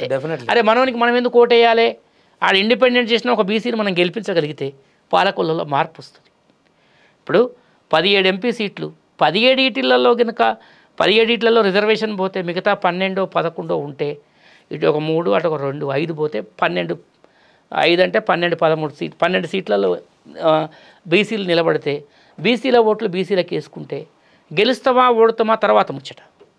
ఒక ఇండిపెండెంట్ బీసీ అభ్యర్థి, చదువుకున్న పిల్లలు, మంచి సామర్థ్యం ఉన్న వాళ్ళకు మనం గెలిపించేటట్టుగా ఓట్లేస్తే లేదా అవతలోని ఓడగొట్టేటట్టుగా ఓట్లేస్తే బీసీలలో పెద్ద మార్పు వచ్చిన సంకేతాన్ని కేంద్ర ప్రభుత్వానికి ప్రపంచవ్యాప్తంగా తెలియజెప్పిన వాళ్ళమే. రెండో ఆప్షన్ ఏంటంటే మనం అందరం కూడా పోరాటం చేసుకొని బీసీలకు చట్టసభల్లో వాటా, రిజర్వేషన్లు అంటామా వాటా అంటామా, దాని మీద బిల్లు పెట్టే విధంగా పార్లమెంట్ మీద ఒత్తిడి తీసుకురావాలి. పార్లమెంట్లో ఏ నాయకుడున్నా, ప్రధానమంత్రి ఏ నాయకుడున్నా, రాష్ట్రపతి ఏ నాయకురాలు ఉన్నా మనకు సంబంధం లేదు. మా వాటా ఏంది, ధర్మబద్ధంగా మా వాటా మాకు ఇవ్వండి. 75 సంవత్సరాలు మేము నష్టపోయినాం, ఇంకెంతకాలం నష్టపోవాలి? మా ప్రాతినిధ్యం లేదు కదా. ఇప్పుడు మా ప్రాంతంలో మా ఎమ్మెల్యే బీసీ ఉంటే మేము పోయి గల్లబట్టి నువ్వు బీసీ కోటాలో ఎమ్మెల్యే అయినావు బిడ్డ, నువ్వు మాకు ఈ పని చేయని చెప్తాం. ఇప్పుడు మా బీసీ ఎమ్మెల్యేలు, మా బీసీ ఎంపీలు పాపం వాళ్ళ సొంత పొటెన్షియాలిటీ అంటే సామర్థ్యం మీద వచ్చి ఎందుకు మొన్న మీ బీసీ ఎమ్మెల్యే నోడగొట్టుకురు మరి బొల్లమల్ల యాదవ్ను? అట్లా కాదు, దానికి అది విషయం తర్వాత. అయితే మన బీసీ ఎమ్మెల్యేలని వాళ్ళు పాపం కష్టపడి వాళ్ళ సొంత సామర్థ్యంతో, శక్తి సామర్థ్యాలతోటి పైకి వచ్చి వాళ్ళేదో సీట్లో కూర్చుంటే ఆ నియోజకవర్గంలో ఉండే అగ్రకులాలు ఆ సీట్ను అటు గుంజి వాళ్ళ ఫైరవల కోసం వీళ్ళని రెస్ట్ లేకుండా బీసీల మీదనే ఆలోచన మరలకుండా వాళ్ళని నానా ఇబ్బందులు పెడుతున్నారు. పెడుతున్న క్రమంలో మన కోసం వాళ్ళు పనిచేసే పరిస్థితి కూడా ఉండదు. కాబట్టి బీసీలకు చట్టసభల్లో వాటా కిందకు వస్తే తుంగతుర్తిలో ఇప్పుడు మందుల సామీల అని ఒక ఎమ్మెల్యే గెలిచి, ఆయన దగ్గర డబ్బులు లేవు. మొన్నటిదాకా పాపం చిన్న కూలి పనులు కూడా చేసిండు. ఆయన సడన్గా వచ్చిండు, 60,000 మెజార్టీతో గెలిచిండు. ఎందుకంటే తుంగతుర్తి ఎస్సీలకు కేటాయించబడ్డ నియోజకవర్గం, దేవరకొండ ఎస్టీలకు కేటాయించబడ్డ నియోజకవర్గం, కంటోన్మెంట్ ఎస్సీల నియోజకవర్గం. అట్లనే బీసీల కోసం ఎవరికి వాళ్ళకు సపరేటు నియోజకవర్గాలు ఉండాలంటే మనం అందరం కూడా చట్టసభల్లో బీసీ వాటా కోసం ప్రశ్నించాలి. అందరూ ఉద్యమం చేయాల్సిన అవసరం లేదు, అందరూ రోడ్డు మీదకి రావాల్సిన అవసరం లేదు. స్వతంత్ర పోరాటంలో ఆనాడు 35 కోట్ల మంది ప్రజలు, 1 కోటి మంది రోడ్డు మీదకి వచ్చారు, స్వాతంత్రం వచ్చేసి. ఇప్పుడు 145 కోట్లలో 80 కోట్ల మంది బీసీలు, ఒక 2 కోట్ల మంది రోడ్డు మీదకి వస్తే కథ వచ్చేస్తుంది, పెద్ద విషయం కాదు, అదేం పెద్ద కథ కాదు. ఇప్పుడు ఒక 20,000 మందో 30,000 మందో రైతులు ఢిల్లీని చుట్టుముడితే ప్రపంచం మొత్తం గడగడలాడుతుంది. ప్రపంచవ్యాప్తంగా అన్ని టీవీ ఛానళ్ళు మీడియా ఛానళ్ళు అన్నీ వచ్చి అక్కడ వాళ్ళ బైట్స్ తీసుకుంటున్నారు. ప్రపంచం మొత్తం చర్చ జరుగుతుంది. దాని మీద ఏ చర్య తీసుకోవాలని చెప్పేసి బీజేపీకి పెద్ద తలకాయ నొప్పి కూర్చుంది. అటువంటి ఒక మూమెంట్ రోడ్డు మీదకి వచ్చి చేయాలి. రోడ్డు మీదకి రాకపోతే నోటి మద్దతుతో చెప్పాలి. అంటే మరొక తెలంగాణ ఉద్యమం లాంటి మూమెంట్ బీసీల కోసం కూడా వస్తే అనివార్యంగా అందరూ దిగొస్తారు, కాలం అదే కలిసి వస్తుంది. ఇప్పుడు పెట్టుబడిదారుల ఉద్యమం ఉంటుంది, ప్రజల్లో ఉద్యమం ఉంటుంది.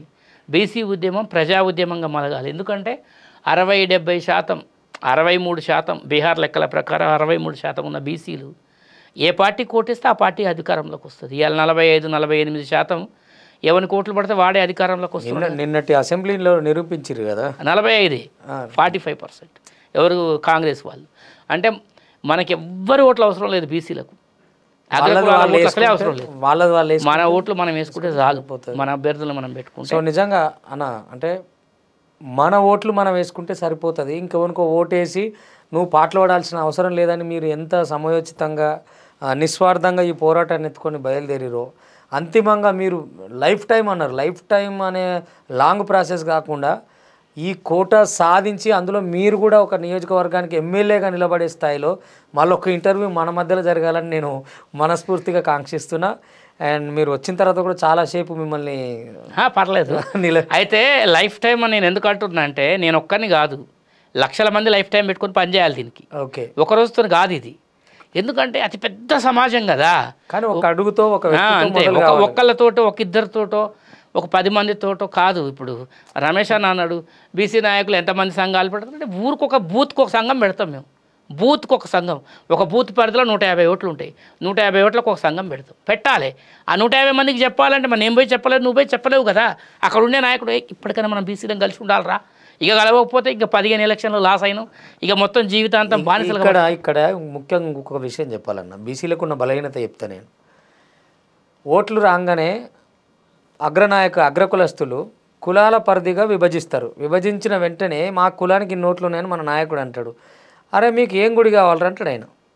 ఈ గుడి దగ్గరనో, కమిటీ హాల్ దగ్గరనో, ఈ దోబిఘాట్ల దగ్గరనో, లేకపోతే ఈ గొర్రెలు బర్రెలు ఇచ్చే కులానికి ఇచ్చే టెంట్ హౌస్లు భగవన్ల దగ్గరనో ఈ ఎలక్షన్ ఉన్న రోజులుగా కమ్యూనిటీ హాల్స్ పేరు మీద, కమ్యూనిటీ హాల్స్ పేరు మీద, శ్మశాన వాటికల పేరు మీద వీటికే వీళ్ళ ఆశలు సరిపోయాయి.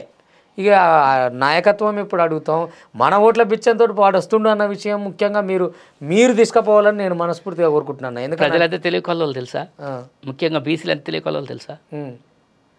గతంలో 30 ఏళ్ల క్రితం నా పార్టీ కోసం నేను చస్తా అనేటోళ్ళు ఇప్పుడు ఏ పార్టీ డబ్బులు ఇచ్చినా తీసుకొని వాళ్ళకి నచ్చిన పార్టీ కొట్టెత్తారు. అది అయితే ఎందుకంటే పూర్తి స్థాయిలో నేను చూసిన 99 ఎలక్షన్ల నుంచి నేను యాక్టివ్ పాలిటిక్స్లో ఉన్నా, నేను మాకు ప్రతిదీ గమనిస్తున్నా చిన్న వయసు అయినప్పటికీ. 2004లో చంద్రబాబు నాయుడు గారికి అసలు పోటీయే లేదు, ఆయనను కొట్టే నాయకుడే లేడన్నారు. గతం 2004లో తిన్నారు, తాగిర్రు, గుద్దితే రాజశేఖర రెడ్డి గారు ముఖ్యమంత్రి. 2014లో కాంగ్రెస్ పార్టీ ముందు నిలబడేటటువంటి స్తోమత, శక్తి, సామర్థ్యం కేసీఆర్ గారికి లేదు. పాపం ఉద్యమ నాయకుడు, ఆయన పోరాటం చేసిండు అని చెప్పేసి కేసీఆర్ గారికి ఓటు గుద్దితే 10 ఏళ్ల పాటు 63 సీట్ల నుంచి 90 సీట్ల దాకా ఇచ్చారు. మళ్ళీ నిన్న అసలు కేసీఆర్ ముందు నిలబడే నాయకుడే లేడు. ఎవరిని పడితే వాళ్ళని జైలు బరో కార్యక్రమం పెట్టిండు, సెల్లలు వేసి కొట్టిండు. తీసుకొచ్చి కాంగ్రెస్ పార్టీకి కొడితే ఓట్లు రూరల్లో, ముఖ్యంగా గ్రామీణ ప్రజలు, ఈసారి విజయం మొత్తం కూడా గ్రామీణ ప్రజలు. అవును, 100%. గ్రామీణ ప్రజలది. అర్బన్ ప్రజలంతా రియల్ ఎస్టేట్ స్వార్థంతో, ఉద్యోగాల స్వార్థంతో, వాళ్ళ ఇళ్ల స్థలాల రేట్లు పడిపోతాయను టీఆర్ఎస్ కోటేశారు. గ్రామీణ ప్రాంతంలో ఎక్కడ చూసినా 60,000, 70,000 కాంగ్రెస్ వాళ్ళకు. ఇక అది ఊహించని మలుపు, వాళ్ళు నిర్ణయించుకున్నారు. అందుకనే ప్రజలు ఎప్పటికి కూడా కేసీఆర్ గారి మీద చాలామంది ట్రోల్ చేసిరు. ఒక నియోజకవర్గానికి 25 కోట్లు పంపుతున్నాడు, ఒక నియోజకవర్గానికి 50 కోట్లు ఇస్తున్నాడు, 2 నెలల ముందే ప్రచారం మొదలు పెడతాడు, ఇక ఆయనను కొట్టేటోడు లేడు, ఆయనతో గెలిచేటోడు లేడని చెప్తే ఎడిపోయినాయి మరి కేసీఆర్ గారి డబ్బులు, ఎడిపోయింది కేసీఆర్ గారి మీడియా. ఇప్పుడు ఆంధ్ర మీడియా కేసీఆరే గొప్పోడని చెప్పింది, ఆయన మీడియా కేసీఆరే గొప్పోడని చెప్పింది. కార్యకర్తలు, ఆయనకున్న బలగము, 65 లక్షల మెంబర్షిప్పు. తెలంగాణ రాష్ట్రంలో 65 లక్షల మెంబర్షిప్ అంటే మామూలు విషయం కాదు కదా. 4 కోట్ల మందికి 4గురికి ఒక కార్యకర్త ఉండే ఆయనకు. ఒక కార్యకర్త 3 ఓట్లు ఏపీలేకపోయిండా కేసీఆర్కి? ఏపీలేకపోయిండు. కేసీఆర్ క్వార్టర్ ఇచ్చినా తాగుతాం, బీర్ ఇచ్చినా తాగుతాం, 10 లక్షలు ఇస్తే తీసుకుంటాం. ఈ మార్పు మీరన్న ఈ మార్పు మంచిదే, కానీ ఆ మార్పు మన వైపు మార్పు అయితే ఆ మార్పే పరివర్తన చెంది ఈ వైపు టర్న్ తీసుకుంటారు. అదే అదే వాళ్ళు తీసుకుంటుంది. ఆ పని మేము ఉన్నాం కదా. వాళ్ళు ఇస్తే తీసుకోమను, కానీ ఓటు బీసీకి వేసుకోమను.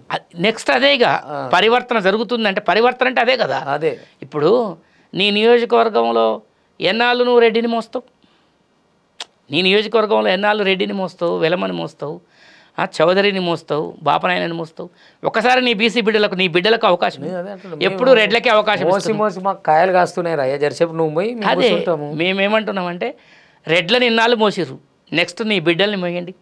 నీ బిడ్డలే కదా బీసీలు, నీ తమ్ముడే కదా, నీ అన్నే కదా, నీకు వాడికి ఎంత వైరుధ్యం ఉన్నా నీ ఓటు ఎయ్. తప్పకుండా ఒక 10 ఏళ్ళు, 20 ఏళ్ళు. నిజంగా అంటే నరేందర్ అన్న, అంటే మీ ఆశయాలు కానీ మీ ఆశలు కానీ చాలా గొప్పగా ఉన్నాయి. పోవాల్సిన పంతా కూడా క్లియర్గా ఉన్నది. ఇది నిజంగా మీరు చెప్పిన పాయింట్కి ఇట్లా బీసీలకు అర్థమైతే ఇక బీసీ రాజ్యం తిరుగుండదు. అట్లనే విచ్ఛిన్న పోకడలు పోకుండా ఒక దృఢమైన సంకల్పంతో బీసీల వైపే మీరు నిలబడుతూ ఆ గెలుపుని కళ్ళదూడాలని మనస్ఫూర్తిగా కోరుకుంటూ, మాకు సమయం ఇచ్చి, మరీ ప్రధానంగా విహారికి సమయం ఇచ్చి ఇంతసేపు మీ అజెండాను విహారితో పంచుకున్నందుకు విహారీ ప్రేక్షకుల తరపున, మా విహారీ ఛానల్ తరపున మీకు హృదయపూర్వక ధన్యవాదాలు తెలియజేస్తూ జై BC. Thank you. Vihari channel అత్యధిక ప్రజలు ఉన్న బీసీల వైపే నిలబడాలని మనస్ఫూర్తిగా కోరుకుంటున్నా. Thank you.